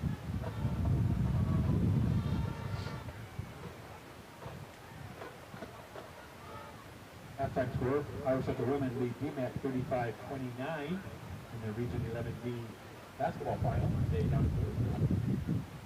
Iowa Central women leading DMAC, they set over the PA here in the women's basketball action. Winner's going to go to the national tournament. Yep. So we're hoping Coach Ortmeyer and the Triton women can take care of business in the second. Yeah, they're up 6, and then in the first year of Coach Ortmeyer, first year leading to the national tournament, that would be something very special for that program. For sure. Of course, Isabel West is amazing. She's almost non-human. As great a season as she's had. And the kick is away, and Vikings field it at the 20, and he's got some room. He's going to get up to the 35-yard line, and that's where the Vikings will start. And it looks like we're going to see quarterback Drake Miller come in for the Vikings. Stop by Kenny Edwards. Well, hey, you're down 3 scores. You need to throw the football. You got a guy, Drake Miller, that can do it. And of course, he's on display in front of a lot of friends and family today, making Dodger Stadium for the first time since he led the Dodgers at quarterback back in 2018. We mentioned he had right at 3,000 passing yards, third in the state of Iowa his senior year at Fort Dodge Senior High. Here's Miller in the gun. He's going to hand it off, and he's running back for Grandview. He's going to get minimal yards on that play. Tulak Ezekiel on the run. He gets about a yard, a loss of a yard. It'll be 2nd down and 11. Ezekiel Trollock on the carry.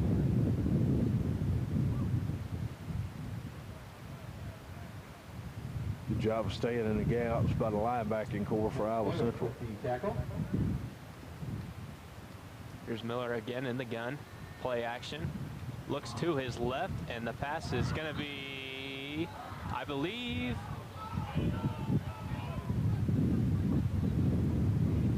they're going to rule it an incomplete pass. It looked like Iowa Central saying it might have been intercepted, but we're going to play on, and it'll be incomplete. It'll be 3rd down and 11.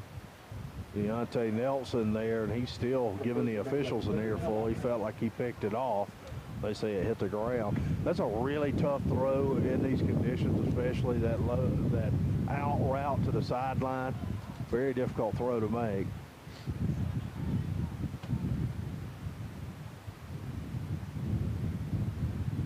Drake Miller is going to look to throw. It's going to be a screen pass, and that ball is going to be incomplete. They'll bring a 4th down, and it looks like a punting situation for Grandview. Miller was drilled as he got that one away. Tristan Waugh was in there to bring the pressure. Triton defense getting pressure on the quarterback here. They've owned the line of scrimmage really on both sides of the ball here, the Tritons have, and that's a big key as to why they're up 27-7.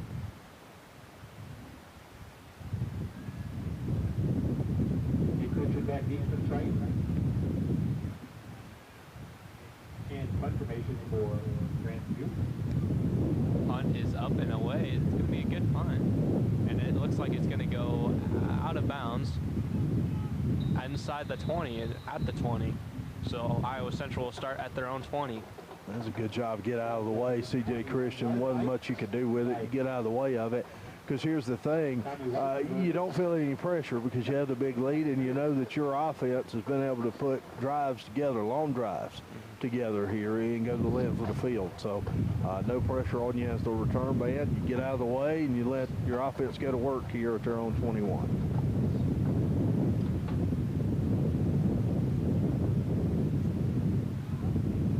Byron Jarrett in the gun. He's going to go play action. Rolls out to the right. He's got a man. Jace Levy. Levy almost had it.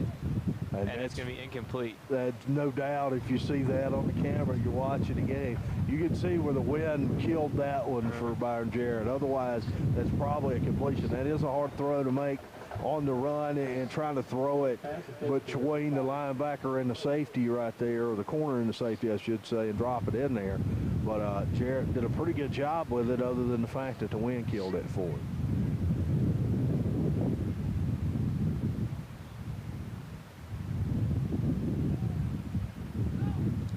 Here's Byron Jarrett in the gun. He's got twins to his right. He's going to go out there the screen with Annalik McKenzie. McKenzie makes a move, still on his feet, and he is going to be just short, just short of a 1st down. It's going to be 3rd down and about 1. See the athleticism on display for Annalik McKenzie there, making the first man miss. And he's one of those guys, if he gets some running room, he'll take it to the house. He can really motor. Yeah. Annalik McKenzie, he was he's a walk-on. He was on the Iowa Central track team, but walked on to the football team, and his speed is clearly on display. I don't think Annalik McKenzie ever walks. I think he runs everywhere. He ran on to the football team. Stopped him short on the 3rd down. Ben Ruff with the tackle for loss. And a loss of a yard on the play. So it's 3rd down and 1. Now it's all of a sudden it's 4th down and 2, and it looks like Iowa Central, they're going to go for it. Keep the offense on here. Let's see if they try to go with Jarrett on the sneak or some sort of zone read, or what they're going to do here. You got a guy at 6'3", 240, and Byron Jarrett. He's got the full house in the backfield. He's going to go with the read option, and he's got plenty of room, and he's going to pick up that 1st down with ease. What a hole and what a blocking there by the offensive line. Yeah, Richard Rodriguez did a great job to get a push there. Jarrett went behind him. Of course, Rodriguez, Rich Rod, was an All-American last year, having a tremendous season this year. 1st and 10. for Jarrett. Jarrett will hand off the body, makes a couple of moves. He gets across midfield, and he's going to pick up a first down. A little bit of what you would call down south the juke stick there, fine Dylan Body. First down. Triton offense really playing in a rhythm here, Clay. You know, we talked about that throughout the ball game, and that's on display right now.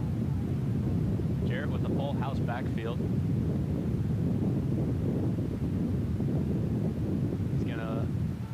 Play action. He's going to roll out to the right. He's going to throw it, and what a ball! But it's just not be able to come up to. Looking for Desmond Washington, but it'll be incomplete. Second down and 10. Yeah, that was a rope right there by Byron Jarrett. That's the way you have to throw the football working against a wind like this. Washington just unable to haul it in. Desmond Washington. 10:05 left here in the third quarter, and a 27-7 commanding lead here from the Tritons. I would say a Triton touchdown here would almost put the game away. Jarrett in the gun. Hands off to Washington. Washington maybe got a few yards on the play. We have about 3rd down and 5 coming up.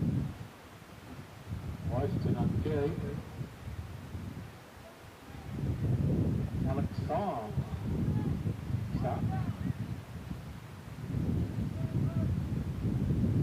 It'll be 3rd and medium here, which primarily is what Iowa Central's been in almost all game long. 3rd and medium, 3rd and short situations.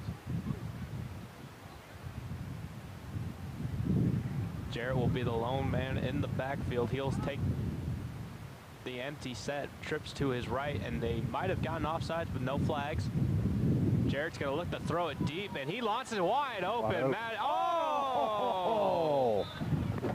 Madison Ridgeway butterfingered on that one. He had it wide open for a touchdown and drops it. Oh, yeah, that could have put the game right away right there, Rob, but instead it's going to be 4th down and 5. And would have been his 3rd touchdown catch, too, of the game. He was thinking about us giving him the offensive player of the game instead of securing the football. Jarrett, 4th down and 5. They're going to stay out there. He's under pressure. He's going to roll out to the left. We got a flag, and he's going to be out of bounds. Penalty mark on the play. Let's wait for the call.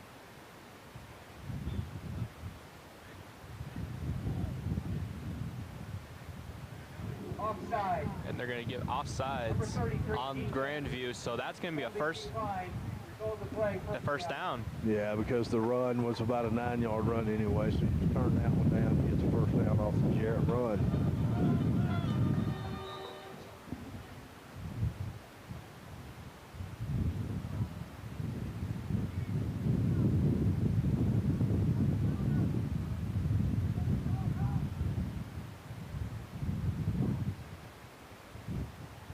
Here's Jarrett.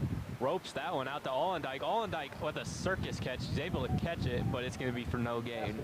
Allendike.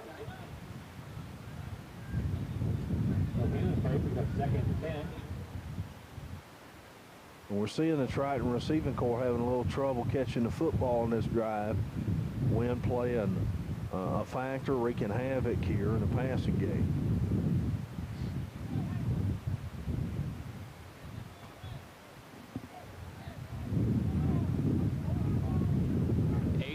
Remaining in the game, 27-7, a lead for the Tritons. 2nd down and 11 with a full house backfield for Jarrett. Hands it off to Washington. Washington, another great haul. He's making some plays early in this second half. He's going to pick up about 8. He's going to be about a couple yards shy of the first down. Bring up 3rd down and about 3. Be the 9th play of this drive. We talked about sustaining drives. They've been able to do it as the Triton offense.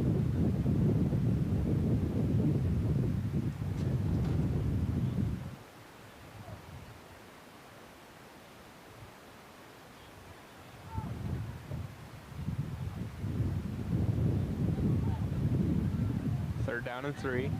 Clock moving, 7:25 remaining. Here comes a motion by Olendijk. And a read option here for Jarrett. He's going to pull it, and he is going to have a 1st down. He did a good job of stepping and sealing like he was going to go to the outside. He sold that step, and he saw the inside lane, cut it back for the 1st down. And that's a 1st down for the Iowa Central, as it'll be 1st and 10 from the 17-yard line, as Jarrett is in the backfield with Body and at running back. Sends Cal Weedman in motion. Throws it out to the flat to Weedman, and Weedman broke a tackle, but he's going to have nowhere to go. Might have gotten a yard on that play. 2nd down and about 9 coming up. Yeah, it was a pretty good job by the Grandview defense there. The 1st man hit him, stood him up. 2nd man came in and cleaned it up. 2nd and 9 coming up. 6:30 remaining.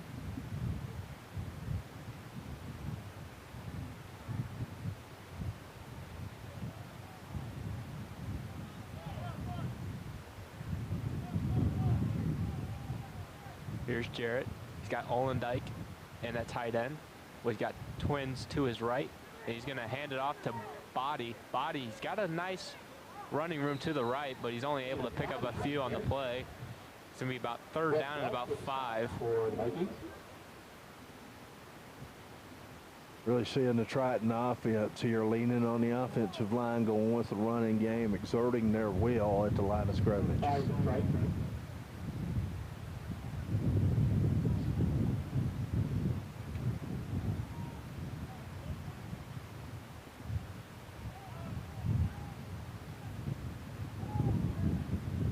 Jarrett takes the snap. He's going to look to throw, but instead pulls it, and he is going to rumble his way. He's going to be close, and they're going to mark him down at the 1. Boy, was he close. The dual threat ability there for Byron Jarrett. We've seen it on display this drive. And smartly, he pulled that one down. There was nothing in the secondary, plus you're throwing against the wind here. So that was a smart decision for him to pull it down and put his head down and run it. First and goal from the 1. Let's see if they go right back to Jarrett, because he's got a physical advantage at 6'3", 240 here.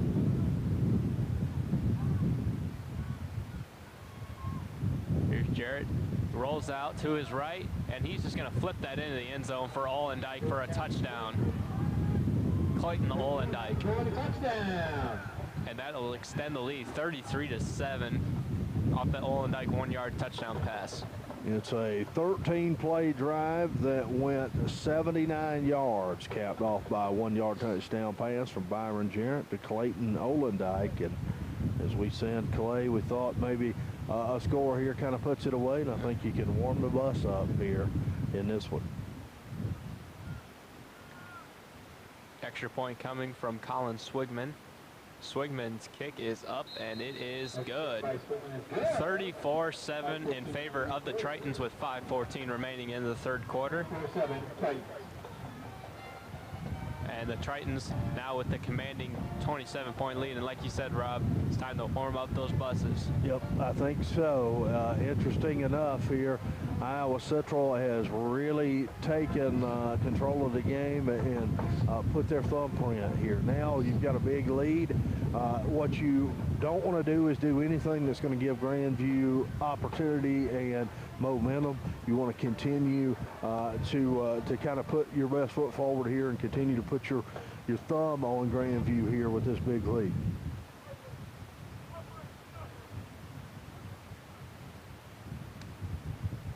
Swigman looking to tee up the kickoff. Swigman kick off the Tritons. Looking back deep for the Vikings.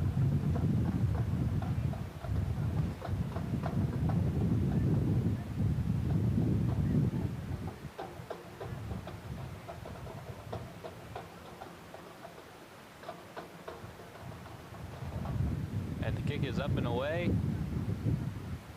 And they're going to call a fair catch. and they'll start at the 25.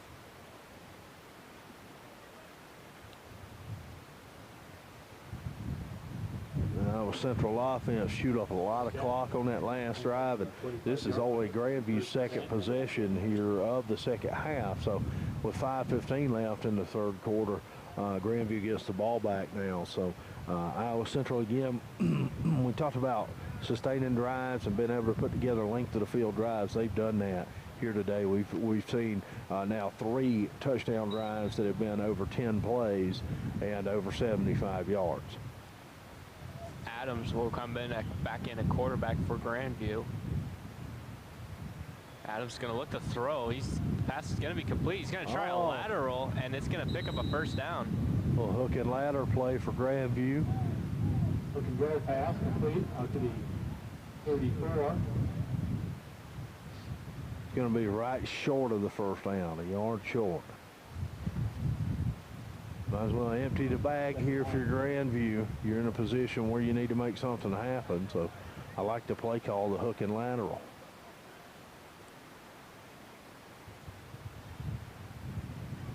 Here's Adams. He's going to hand it off and be brought down for no gain on the play. 3rd down and 1. 4:35 remaining in the third quarter.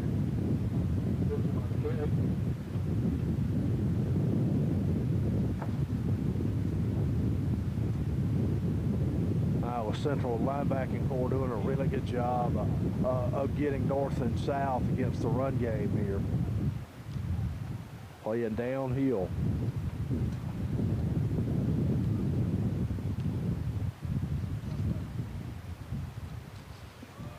Here's the run, and it is going to be a first down. He barely got that one. Tristan Waugh tripped him up, hit him there in the backfield, but he was able to fall forward. All you young running backs out there at home, fall forward, always fall forward, because let's say you grow to be 6 foot tall, you're 6 feet tall and you fall forward. That's 2 yards every time you fall extra on the run. So fall forward, that's something to have that posture and that sense of gravity and fall forward for the young running backs out here listening today. Adams will be in the gun. He's gonna run it out. I felt like that was a miscommunication by the Vikings. So Adams was pulled it, and he's not going to be able to get much out of it. It'll be 2nd down and about 13 yards. Rashard Hall with the stop, number 32 for Iowa Central. Maliko Core did a good job there. Really, he was held and there was no call. He did a pretty good job there on the edge, just setting the edge and allowing Hall to come up.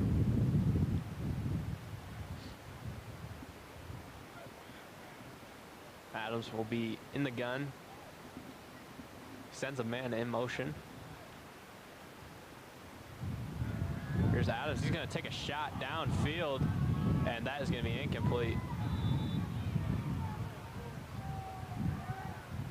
And again, we see when you're working with the wind to your back like that, you're going to overshoot some throws, and that one well overshot by Adams. Coney on the cover. And that'll bring up 3rd down and 12, 2:43 remaining.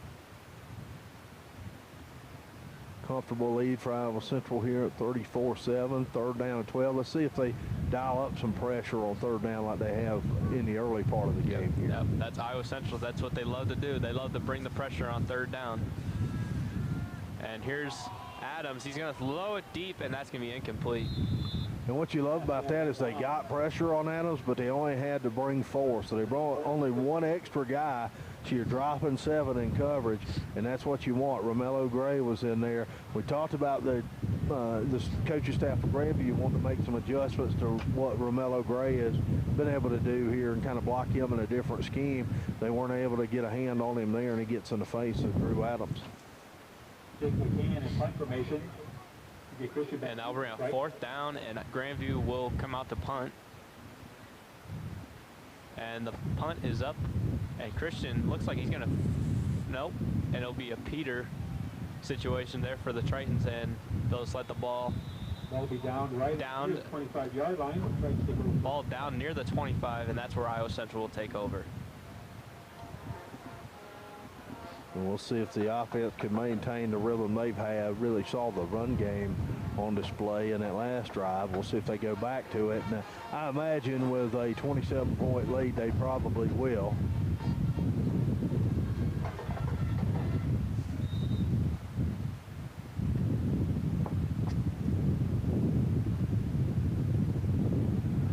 Jarrett with a full house backfield with twins to his right.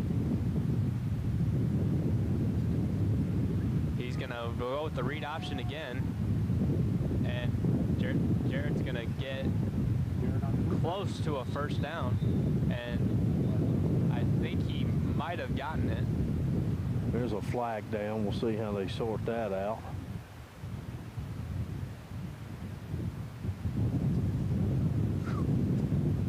Wind whipping around here. Kevin Twait walking up toward the box here, the athletic director for the Tritons. Good to see him today. As we wait for the flag, let's wait for the call.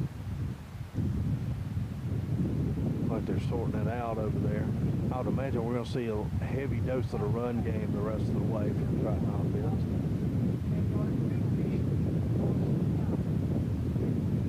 That's a block in the back. You're going to see offensive line. One of the rare issues they've had.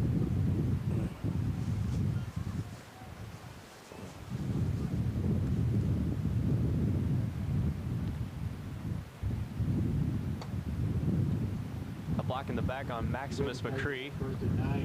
So that'll be a... What a great name for an offensive lineman, too. Maximus McCree. Huge guy, freshman, 6'5", 290, Kansas City. Yeah, he was the guy that Iowa Central wanted to get. He was their most wanted prospect. I could hear that coaching staff talk about him all the time, and that was the guy up on the top of their list. That's a money position at the tackle position, and we're joined by Coach Kevin Twait, former football coach and Triton athletic director. Coach, good to see you here today. Good to see you, Robin Clay. What a day for football. Yeah, for sure. Football right here in Dodger Stadium, huh? Yeah, absolutely. And Triton's looking good here today, playing against the elements a little bit of that wind, Coach. Of course, you know about that all those years. When you go against this, baby, you better have a quarterback with a strong arm like we do. We better just run the darn thing. Yeah, and Clay and I was talking about that earlier, and I feel like they probably put Jarrett in because he is a little bit of the stronger arm of the two quarterbacks. And you notice right before the half on our Hail Mary, they put him in there because of the strength of the arm, no question about it. What a great deal for these Grandview players that played their football at Fort Dodge Senior High. Yeah. 3 or 4 of those young men, and they get a chance to come back to their turf, their hometown, brought a great crowd, and able to run around out here. And this is always a scary game for a coach because we're supposed to win. Right. We're supposed to win decisively. But sometimes you forget to tell that opponent that, and they can't remember that. Yeah. And then it's hard sometimes to get your guys jacked up too. What a great run there, again by the quarterback. He's having a nice game today. He really is, and the offensive line's having a great game. We talked about them before the season. High expectations for them, and they're really playing well and gelling now as the season goes along, and they've exerted their will here today. No doubt about it. On a national scale, we have Ellsworth next week. And then you look at the thing, we go to Iowa Western, and if you beat somebody the second time, that always weighs heavier in the minds of the people that vote and do the polling. For sure. And then we have Snow, Utah, after a week off, coming right here to play in our backyard, who beat Iowa Western first game. So this season has a lot left to play for, and so with national implications. And I really like Coach Montalto. It was a disappointing loss last week, no doubt about it. But they circled the wagons and said, let's look at the big picture. Let's get better every week and trust the process and just keep grinding. Our guys had a nice week of practice, and telltale today, with the way they're playing. Yeah, and we talked about that in the early going. There was no signs of that hangover from the loss from last week, and I think that was important, one of the most important factors in coming into this game, because you know how it is, Coach. You had first loss, and you're ranked, and you've got all that momentum, and then all of a sudden you're punched in the gut and left without breath, and you've got to respond to it. I think it tells you a lot about the leadership of the sophomores, and I think you know, they understand, and the coach has done a great job conveying to our squad, hey, it's an 8-week journey, and then hopefully some postseason. Don't put all your eggs in week 2. You know, Right. Let's look at the big picture. Yeah, but, for sure. You know, the guy to your right there, Rob, is a neighbor of mine there in Manson. My golly, he's got a pretty good throw, doesn't he? He does Yeah, all right, doesn't he? yeah. Clay Lenz, of course, who you're talking about here in the Darn booth. I'm in the middle of Manson country over here. Well, you're blessed, I'll tell you that. No, we're blessed to have you here. You do a great job at a lot to our football broadcast. We certainly appreciate it. Well, I appreciate the opportunity to come out. I would appreciate if the wind would cooperate a little bit more. That's Rusty McNeil's job, and you know he didn't quite get her done this week. But May 8th, when we're back here, I know Rusty will have the wind calmed down. Well, let me say about Rusty and the production crew and some of the fans here today, they saved our bacon because our canopy was blowing away. Rusty and the crew put the clamps on that deal, and so now we're able to kind of do the game and not worry about blowing away and the canopy going away and the notes blowing all over the place. So 3/4 in the books, Clay. 34-7. Tritons on cruise control. Yep, 34-7. Just an absolute great showing today for the Tritons as we head into this 4th quarter. We're going to take some time now to do our offensive and defensive players of the game. Okay. We'll start out with our defensive player of the game, which is brought to you by Rash Construction. Been building since 1947, pushing through 80 years now in the business. Rob, who do you have for your defensive player of the game? Defensive player of the game, I'm going with Romello Gray, the big man in the middle. You know, we've called his name a few times, but more importantly than that, he has held that gap. I mentioned earlier in the broadcast, the Grandview coaching staff, I heard talking at halftime about trying to make some adjustments to him, and his ability to hold that gap, control that gap, allowing other guys to make plays. I'm going Romello Gray. Yep, once again, Romello Gray, the defensive player of the game, which is brought to you by Rash Construction.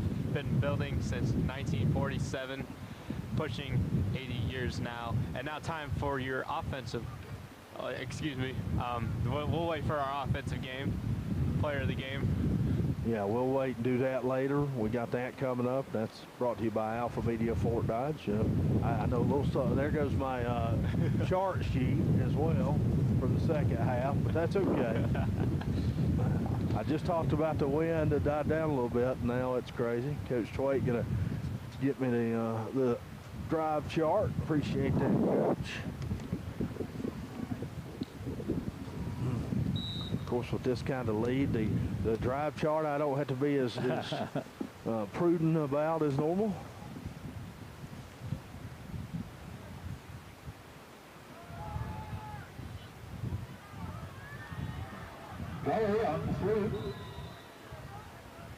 Oh, a nice job by the offensive line there to open that hole, Coach. Sure is. They're running a power read play where they're actually reading the defensive end. So you're running power.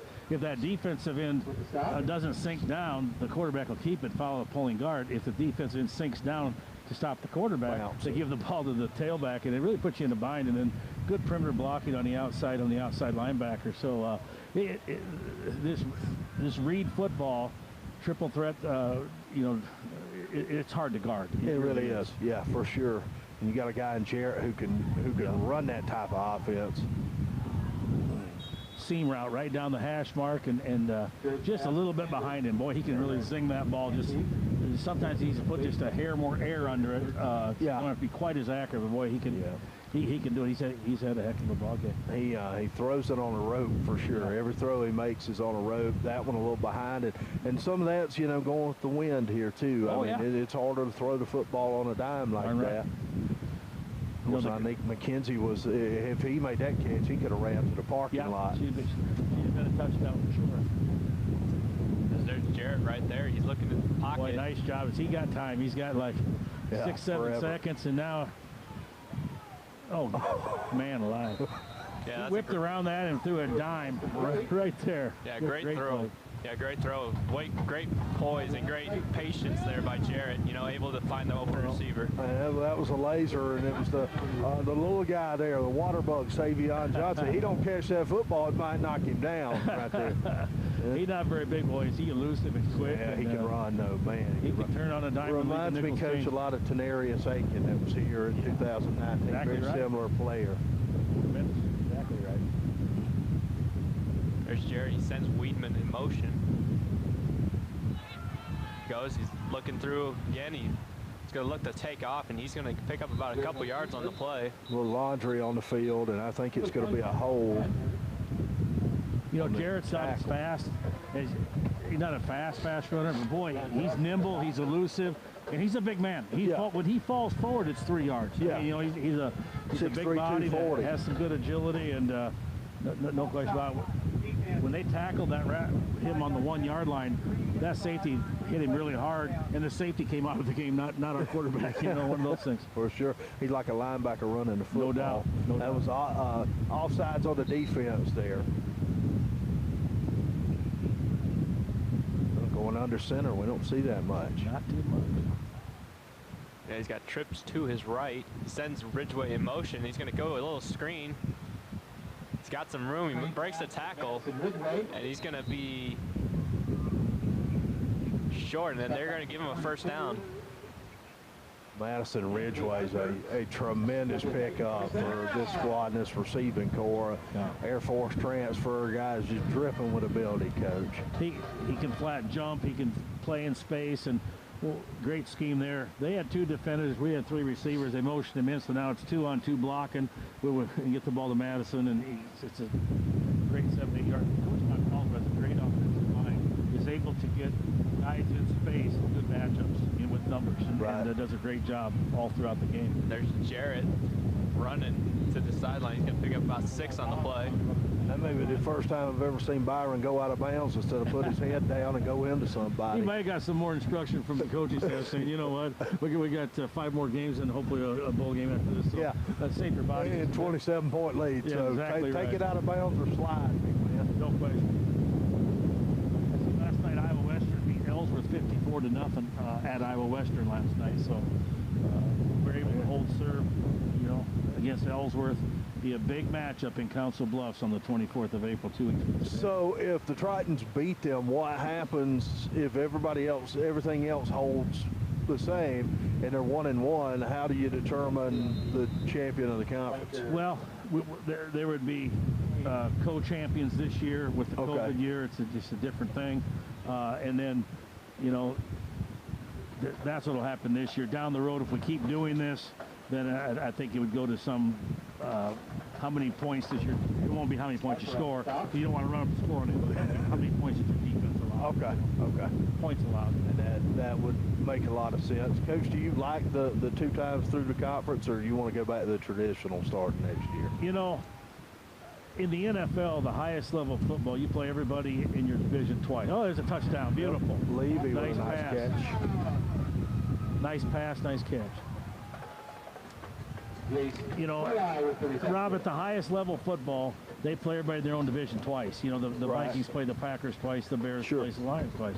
And so, and back when I first started coaching here, the first 7 years we played everybody home and away. And I kind of liked it, and the games were always way different. I remember one time, we were ranked 5th or 6th in the country. We were playing Nyack, who was ranked 8th or 9th in the nation. We went to their place and beat them 7-0. Then 2 weeks later, they came here to our stadium. They beat us 49-47. Now, you know, same guys played the game, the same coaches coach the games. So, you know, it's just weird how that happens sometimes. But budget-wise, it makes a lot of sense during this COVID time. Obviously, if we can get back to that schedule agreement with Kansas, we've got 8 Kansas schools on the roster, the 2 Iowa schools, then we can play a College of DuPage or a Snow or an Arkansas Baptist. Right. That's probably the goal down the road. But right now, we're just trying to piece it together to get us through this COVID time. Yeah, and touchdown for the Tritons there, Jarrett, to leave anything go up 41-7. And let me say, you know, props to you for putting together the schedule that you were able to put together. I mean, this has been a difficult deal to navigate throughout COVID in a lot of ways, scheduling being one of the most big, you know, the biggest ones. And you put together a quality schedule here. Well, thank you. It's been a struggle. We were fortunate that Snow was able to come to our place. We went there a couple years ago, and we're fortunate, you know, that you know, we were able to get Grandview JV. We were able to get Arkansas Baptist, the Shreveport Prep School. So that helped us a bunch. And then next year, Air Force Prep's coming here. You know, Division I school. Yeah. Wow. Our Air Force Prep will be coming. We're going to open up with Lackawanna, who played for the national title in 2019, neutral site game in the Fort Wayne, Indiana area. Okay. That'll be week 1 next year. So we're not going to do the Kansas thing yet. Hopefully in a couple years maybe we'll get back to that route. Yeah, that's a quality schedule too there with Lackawanna and Air Force Prep will be. Air Force Prep is coming here. They're coming here. Okay. They're coming here. That's going to be pretty cool. I would imagine we're going to see a lot of the option football against the. I told Clay week 1, I don't know why Madison Ridgeway went to Air Force to start with. They don't throw football. You got to be a darn good stock blocker if you're playing receiver at Air Force. No doubt about it. So that's certainly exciting for the football program here and the quality of schedule. And you know, I've said since you know, I got involved when I moved here in 2019, and I looked across that schedule, and if you knew JUCO football at all, you saw, wow, that's heavy hitters of JUCO football for sure. I'm going to tell you something pretty exciting right now. Okay. Women's basketball scored at the end of 3 periods at DMAC. Iowa Central 65, DMAC 42. We're up 23. And we win, we're going to the national tournament. Right. And what a deal for first-year coach Ortmeyer and his Sabah Dickerson, who's been an assistant. And Brian Ortmeyer making you look like a genius, isn't he? I tell you what, the only way I look like a genius is if I stay the heck out of the way. That's the only way. Let the coaches coach. Exactly The right coaches let the coaches coach. Players play and get the buses lined up and get the officials to the game. You know? And they were up 6 at the half, and now they're up 23 points. What a big third this quarter. Will be so cool. Our softball's at home right now against DMAC. Baseball's at DMAC. Our track and field team's running in South Dakota. Our rugby team's playing up in Chicago. Our bowling team yesterday, men got second in the nation. Women won the national championship. Cheer squad won the national championship yesterday down in Florida. There's a lot of stuff going on right now. For sure. It's an exciting time. There's so much going on right there. You almost like put my head to spin and talk about everything that's going on. I don't know how, you know, it's a credit to you and the athletic department. It's a credit to the coaches and the support staff to keep everything going like it has been this spring. And hats off to student athletes. You talk about following protocol on our campus and doing the right things to try and stay safe, to have seasons, you know. Sure. Our swim team had a great home invitational yesterday. Our golf team shot par at the country club. We had our invitational yesterday is 71. So if your 4 counters shot even par, you scored 284. We shot 282, 2 under par with our team. So we had 3 guys that shot 70. They're tied for medalists going into today's second round, 1 under, and 1 guy shot 72, 1 over. Now that's incredible. Yeah, things are going on in college. I want to thank Clay and thank you. I got to get run to a thing, but really appreciate you guys being up here. Hope to see you May the 8th. Yeah, no problem. Thank you for having us. And you did mention May the 8th. There'll be the next home game here at Dodger Stadium. And we'd like to thank Coach Kevin Twait, the athletic director, for coming up and visiting. Coach, always good to see you. Thanks. Man. And that'll be Snow, Utah that beat Iowa Western 31-30. That'll be a knockdown drag out here. It's going to be a battle of top 10 teams right here in Dodger Stadium in a couple of weeks. Yep, thank you, Coach.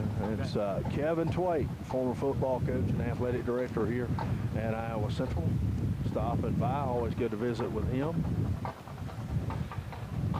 Yeah, it's always great to have Coach Twait.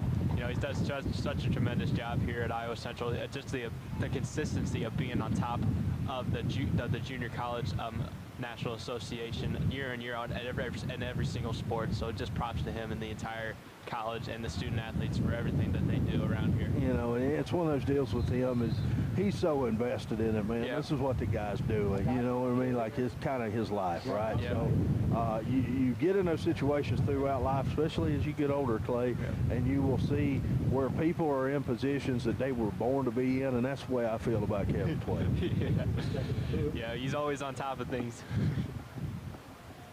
As we get back to football, Drake Miller in the quarterback now for Grandview as the Tritons lead 41-7 as time is winding down, 8:16 remaining in the game. As Drake Miller has a little trouble with the snap, and he's just going to have to fall on that one. He did a pretty good job there. Otherwise, that's a disaster. That one snapped well over his head. Of course, Drake's dad, Matt Miller, I know on hand, saw Matt on the way in. He longtime Dodger coach, all-time wins leader in the program. Drake, former Fort Dodge standout here, so playing in his home stadium. Of course, you know that he would like for it to be a little different in terms of kind of how the outcome's going to be at a ball game, but still a special moment. You know, you get to the college level, you don't get a chance to come back home to play very often. Here's Miller in the gun. Once again, he's going to throw it. He's got a wide open man. He's going to complete that pass, and he's still on his feet. Reed trying to catch him, and he's going to be brought out of bounds. Number 1, Vaughn Fleming. Vaughn Fleming there with the catch and a big gain on that play. That's probably the biggest play of the day for Grandview. Absolutely, biggest offensive play for them, and a good job by him to get loose and to turn his body north and south and get up the field. That'll be a big 1st and 10 now from the 25-yard line, 7:12 remaining as Drake Miller is going to be in the gun.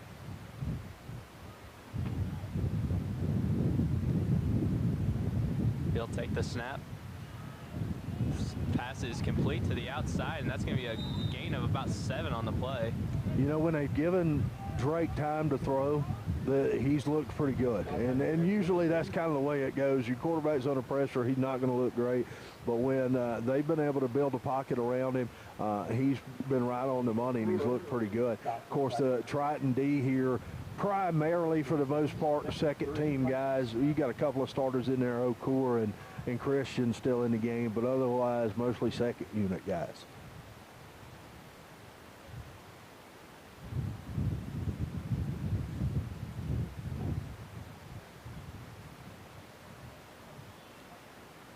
And there's the play up the middle run. That's going to go nowhere. He might have lost a few yards on the play, so it'll be 3rd down at about 5. If you're Grandview, you want to get on the board one more time. Yeah, you want to get as many positives as you can. Take as many positives out of it as you can here and try to build on some things. And if you can get on the board here, you would count that certainly as something as a positive you can build on as we go under 6 minutes left in the ball game here with the Tritons in control. Drake Miller will be in the gun. He's going to look to throw out, and his ball is caught. Flag on the play. Caught, and it's flag on the play. I think they might get a push-off on the wide receiver for Grandview. Offensive pass interference, number 11. Yeah, you kind of pushed off there and just kind of give a big push off of the way he was able to catch the ball. Grandview coaching staff doesn't like it. That's going to walk them back. That's a well-thrown ball by Drake against the wind, too. Now it's going to be 3rd down and 20 for Grandview. Back at their own 35, 5:41 remaining in the game. 3rd and 20 for the Vikings. As Drake Miller, about twins to his right, he's going to send a man in motion. Play action for Miller. Under pressure, he's going to throw a little screen pass, and he is going to be blown up on the play.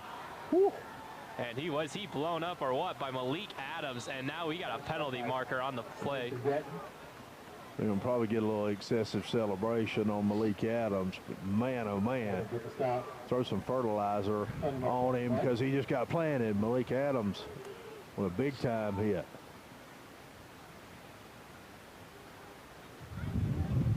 tell you what, you keep making plays like that, Malik Adams, you're going to see the field more often, I can tell you that. Yeah, Malik Adams, he was a big contributor to this team last year. He played quite a bit last year, but, you know, he's kind of went down in the depth chart, but, you know, he's a really good player. You know, he's gotten some offers. I know he's got an offer from Missouri State, and he's a really talented individual. He was about a 3-star athlete coming out of high school. He had about over 20 Division I offers, so he's a really solid player, and hopefully he can play at the next level. Wow, the flag goes against the sideline of Grandview. Oh, wow. And they're still giving the officials an earful here.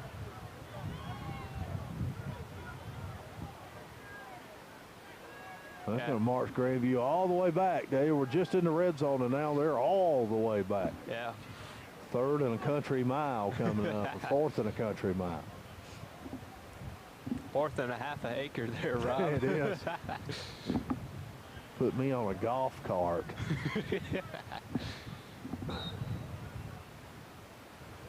So C.J. Christian's going to come. Well, he's dropping back. Yeah, they're going to punt it. Okay. Jake McCann in punt formation. And that penalty's really killed Grandview's momentum in that drive right there. They're going to go and have to punt the football away. Oh, and they're going to run a fake. Oh, but he ends up punting it anyways. And C.J. Christian, he fumbled it, and he's going to scoop and score. That might be the craziest thing I've ever seen. Recovered by... Well, I think that made up for all the bad calls right there for Grandview. They have not signaled touchdown here. I think they're going to say, are they going to say that the player was down and can't advance the fumble? And recovered by the kicking team. Yeah. First down. Yeah, they're going to say you can't advance, just like you can't advance an onside kick that you recover. So, so Grandview's offense is going to go to work on the 10. Well, in that case, what a turn of events there, Rob. You know, 4th and 35. 4th and 35 and a muff punt. Now you get 1st and goal from your own 10. And that's, you know, what happens when you make mistakes. And it's easy for players to make mistakes in this situation. You big lead late in the ball game. Concentration's not the same. And coaches, you always rail against that, but you can only do what you can do. There's Drake Miller under pressure, and he's going to get nailed on the play. There's a penalty marker on the play. Flag on the play. I believe we it's going to be a defensive holding or probably pass interference. Ever how you want to really word that, that was what was going on against Malik Okur. Yep, Malik Okur going to get picked up for a flag on the play. We're just waiting for the official call. Pass interference. Defense. They're going to get pass interference Ball will be placed on Okur. So half the distance to the goal. 1st and goal once again.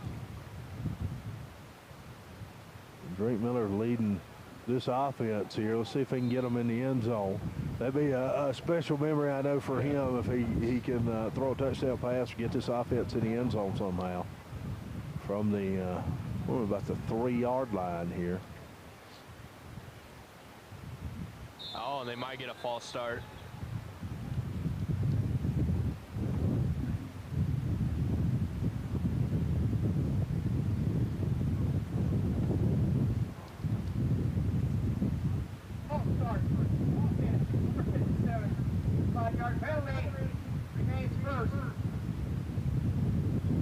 Now, I want to go back to the play with C.J. Christian. He touched the ball. Once he touched it, they couldn't advance it. Now, had he caught the ball and made a move up the field and then fumbled it, they could advance it and score. But you can't score off the touch like that. Same rule as with the onside kick.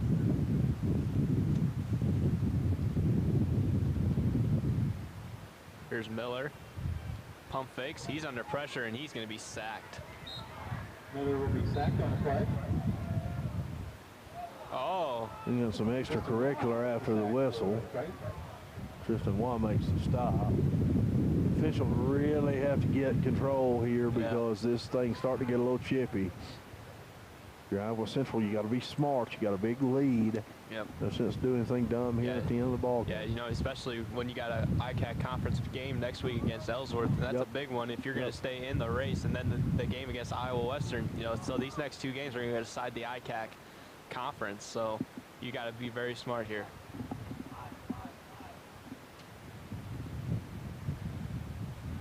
Here's Drake Miller. He's going to hand it off, and it's going to be a short gain on the play, maybe a couple yards on the get play. Brought down by Tristan Wall. We see C.J. Christian getting mixed up with a Grandview offensive player a little bit. Yep, and now we got flags. C.J. Christian and Malik Okur.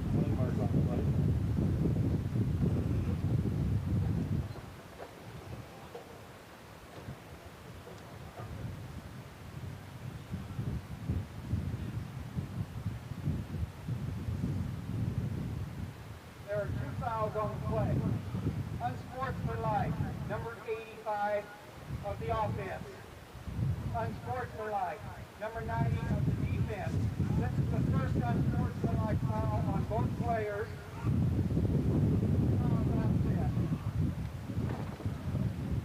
So we got 2 penalties, but they offset, so the ball doesn't move. Unsportsmanlike after the play on both teams. Clay, is it me or is it colder than it was when we started? I thought it was colder at first, but then it kind of got warmer towards the third quarter. Then fourth quarter is starting to get kind of colder now. Incomplete pass on 3rd down from Miller. That's going to bring up 4th down. Yeah, welcome to Iowa, Rob.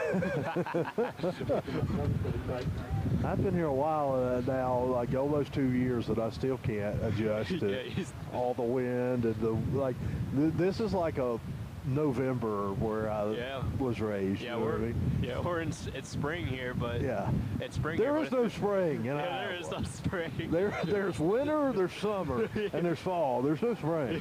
I figured that out. 3:30 left. Tritons up 41-7 here, so just cruising. And right here we talked about some of this extracurricular. You got to really, be smart in this situation, not get caught up in that if you're Iowa Central, because you don't want to do anything dumb, get thrown out of the game, then you're suspended for next week, as you mentioned. So got to be heady here, and I think Iowa Central taking a timeout here, or in this timeout that Grandview's taking. I think Iowa Central's going to talk about that and address it. Yeah, you have to be smart here. This is a 40. It's 41-7. You got to realize that. You just got to be smart. You just got to play. Iowa Central knows they already won, so you just got to be smart. They're going to try and get in your head. It's normal. Because they got nothing else to give. So you just got to continue to be smart and just play football. That's all you got to do. Yeah, tunnel vision here. 3:30 left in the ball game, 3:29 to be exact. 4th down. Drake Miller out of the gun here, Clay. Yep, Drake Miller. He's going to send Vaughn in motion. He's going to throw it. He's got a wheel route. He had the play, but it's incomplete. Pass is incomplete. And that's going to be a turnover on downs. 3:25 remaining in the game. With about a minute to go, the Triton women's basketball team leads DMAC 83-64. Well, we just heard over the PA, Triton women basketball with a big lead late in the ball game against DMAC, so you can go ahead and punch that ticket. Triton women going to play in the national championship tournament. Yeah, it's going to be exciting. Yeah, we talked about it earlier with Coach Tway, their new coach. Brian Ortmeyer. Brian Ortmeyer, in his first year, taking over for, I believe, what was his name? Kelly Kruger. Yep, retired. Yep, Kelly Kruger just retired, and then Ortmeyer able to come in his first season and lead them to the national tournament. What a turnaround. What a first season there for the Iowa Central women.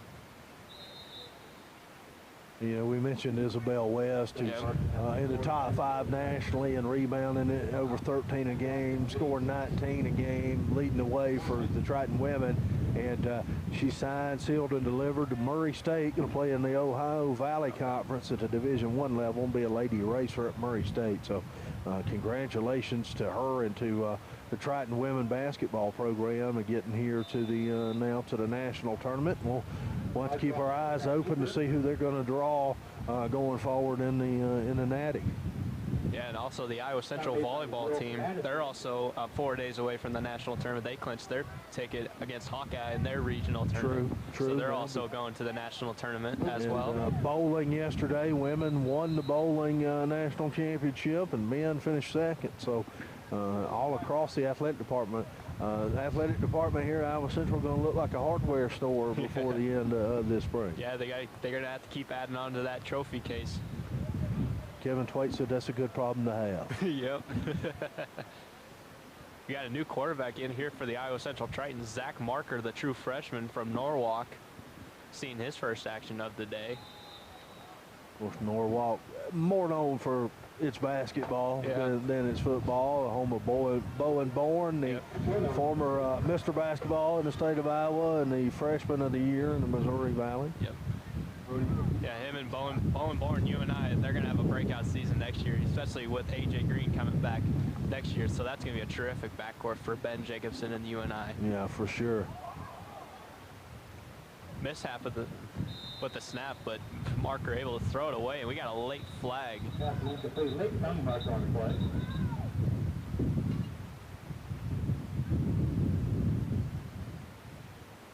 All right, I'm just going to say, we need to stop with all the penalties. We got 2 minutes left in a 34-point game. Let's play the game. Yeah, let's move along here, guys. And keep it moving. Spent a little time as a high school basketball official, and we would call it eating the whistle at the end of a game like this.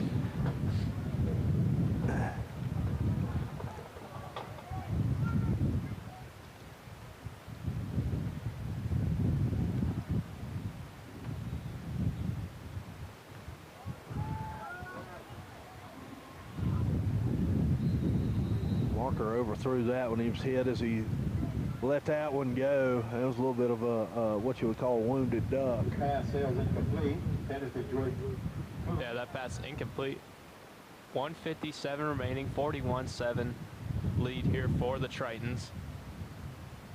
I understand wanting to throw it here with your third-team quarterback, kind of get a look here. See if they got Jalen Harris here on third down. Yeah, 3rd down and 10. Here you go. He throws out a swing pass. Marker pass is incomplete. That one got, you could see the wind messing with that one too, causes it incomplete. That was a big difference. Wind blew that one, so now Tokai going to come out and punt it away. Yep.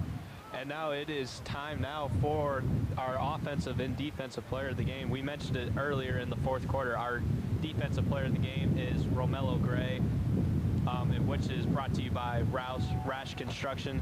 Been building since 1947. So Romello Gray, our Rash Construction defensive player of the game. And now let's move to our offensive player of the game, brought to you by Alpha Media Fort Dodge. And Rob, who do you have there? I've got Madison Ridgeway. Madison Ridgeway with 2 touchdown catches, 35 and 14 yards, and was just dropped another one that would have been about a 30-yarder for 3. He's been a guy that's been just uncoverable. They haven't been able to cover him. I've got Madison Ridgeway, 2 touchdown catches today. He's been a difference maker. That's your Alpha Media Fort Dodge offensive player of the game. Yeah, and you also catch Rob Jones weekdays on Alpha Media, so tune in.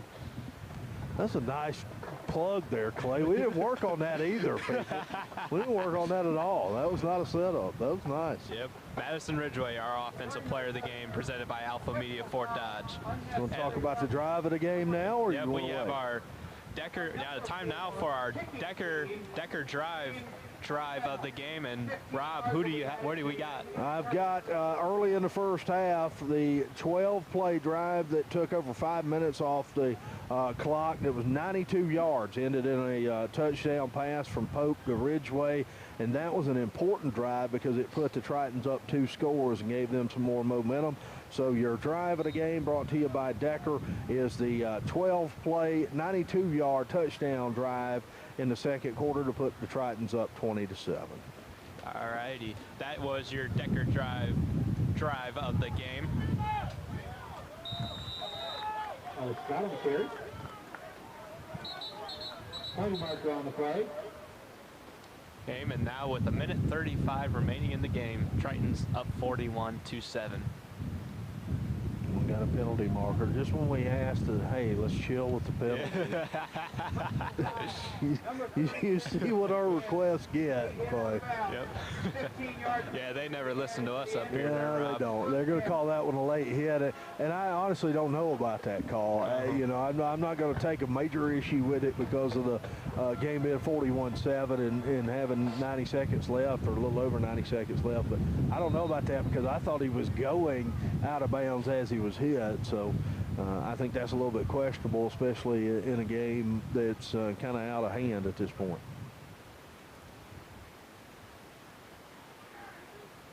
Drake Miller in the gun. He's just going to hand it off.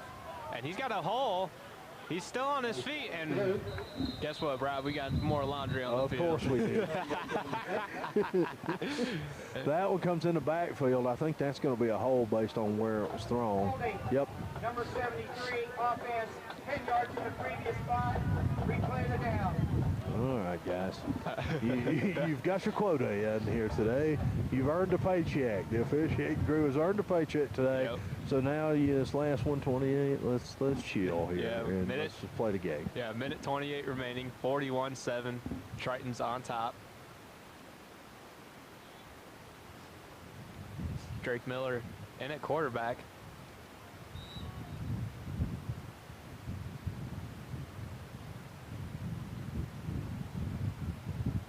See if Drake can get their offense in the end zone here in this last 1:15, clock winded. Oh, and we got another flag, Rob. Yeah, and I think that one's going to be hands to the face. Yep. I think they honestly, that's a great call. That's that's a good call. Pretty good call, yeah. You know, especially because Drake Miller's helmet came flying off. He went low. I don't think it was necessarily intentional. I think he went low. The defender was still coming down, was high above him, and as he was trying to bring him down, got hands to the face on him.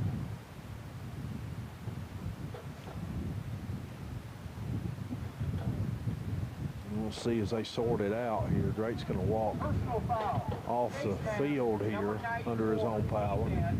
That play will result in a first down.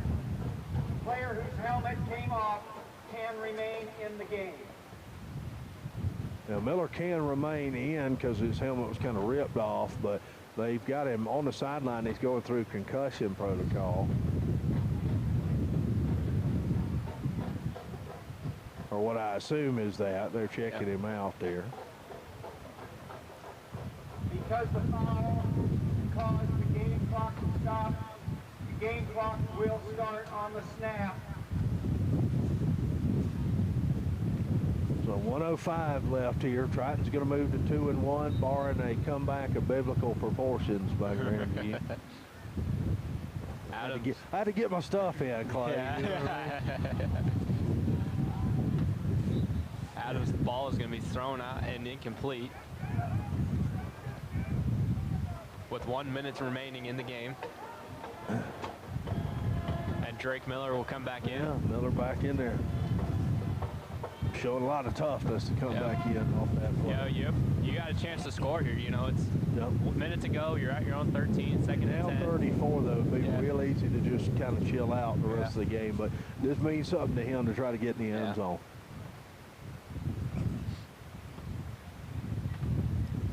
Go the handoff up the middle, gets about a couple on the play, third down and about 8.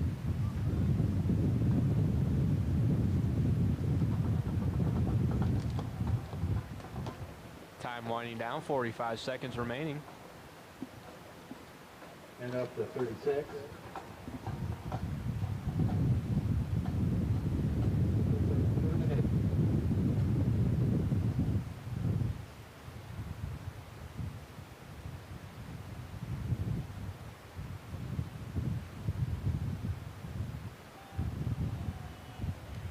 And that ball is caught. Catch.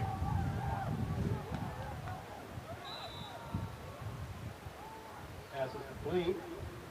Kale Keenan with the reception. Timeout, Grandview. Grandview taking a timeout because they know that the clock's going to run here. 4th and 1, so. Yeah, 4th and 1, 16 seconds remaining. And they can get a first down because they're on the 4, so they could get a first down here. We'll see what they do. They may try to sneak it with Miller here. Yeah. And then they also got timeouts, so if they want to take a timeout, they can. True. They'll have one after this one. Yeah.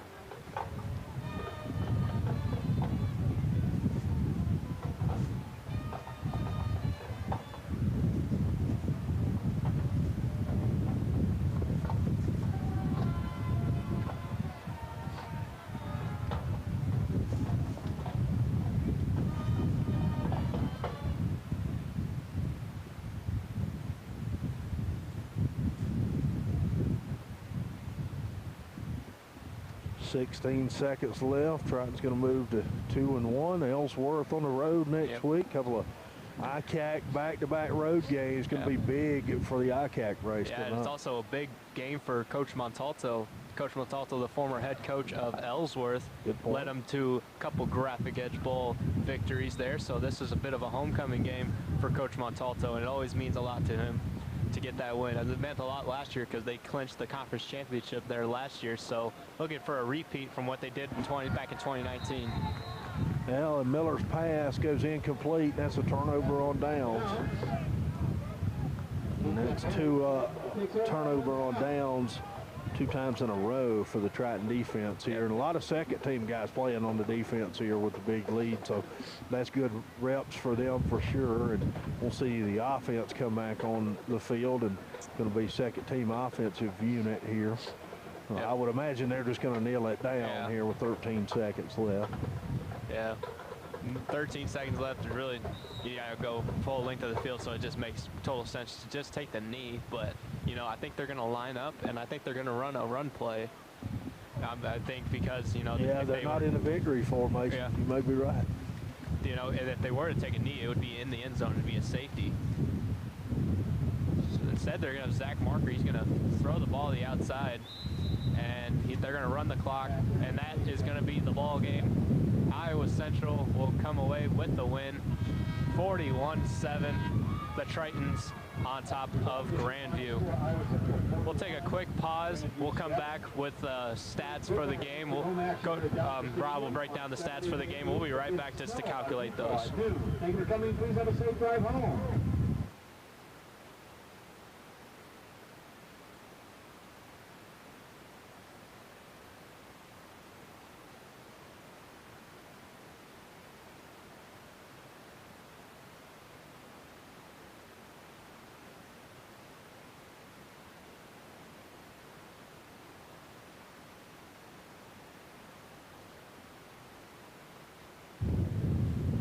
Welcome back here to Dodger Stadium. Once again, your final score for the game: Tritons win 41-7 over Grandview JV. Rob, what are some of the game summary of today? Yeah, the scoring summary today: Triton score 41.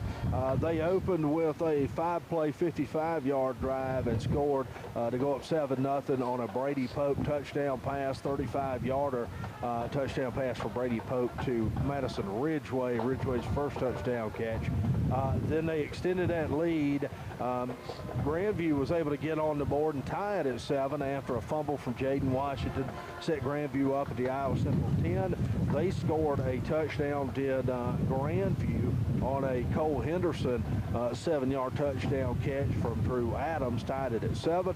Iowa Central then ran off 34 unanswered points. They would score on a 10-play 68-yard drive that took 5 minutes and 14 seconds off the clock in the first quarter. That one capped off by a Dylan Body 1-yard touchdown run. Then the Tritons went up 2 scores as they had a 92-yard drive that went for 12 plays and was capped off by a 14-yard touchdown pass, Brady Pope to Madison Ridgeway. Ridgeway's second of the game there as to why he was the offensive player of the game.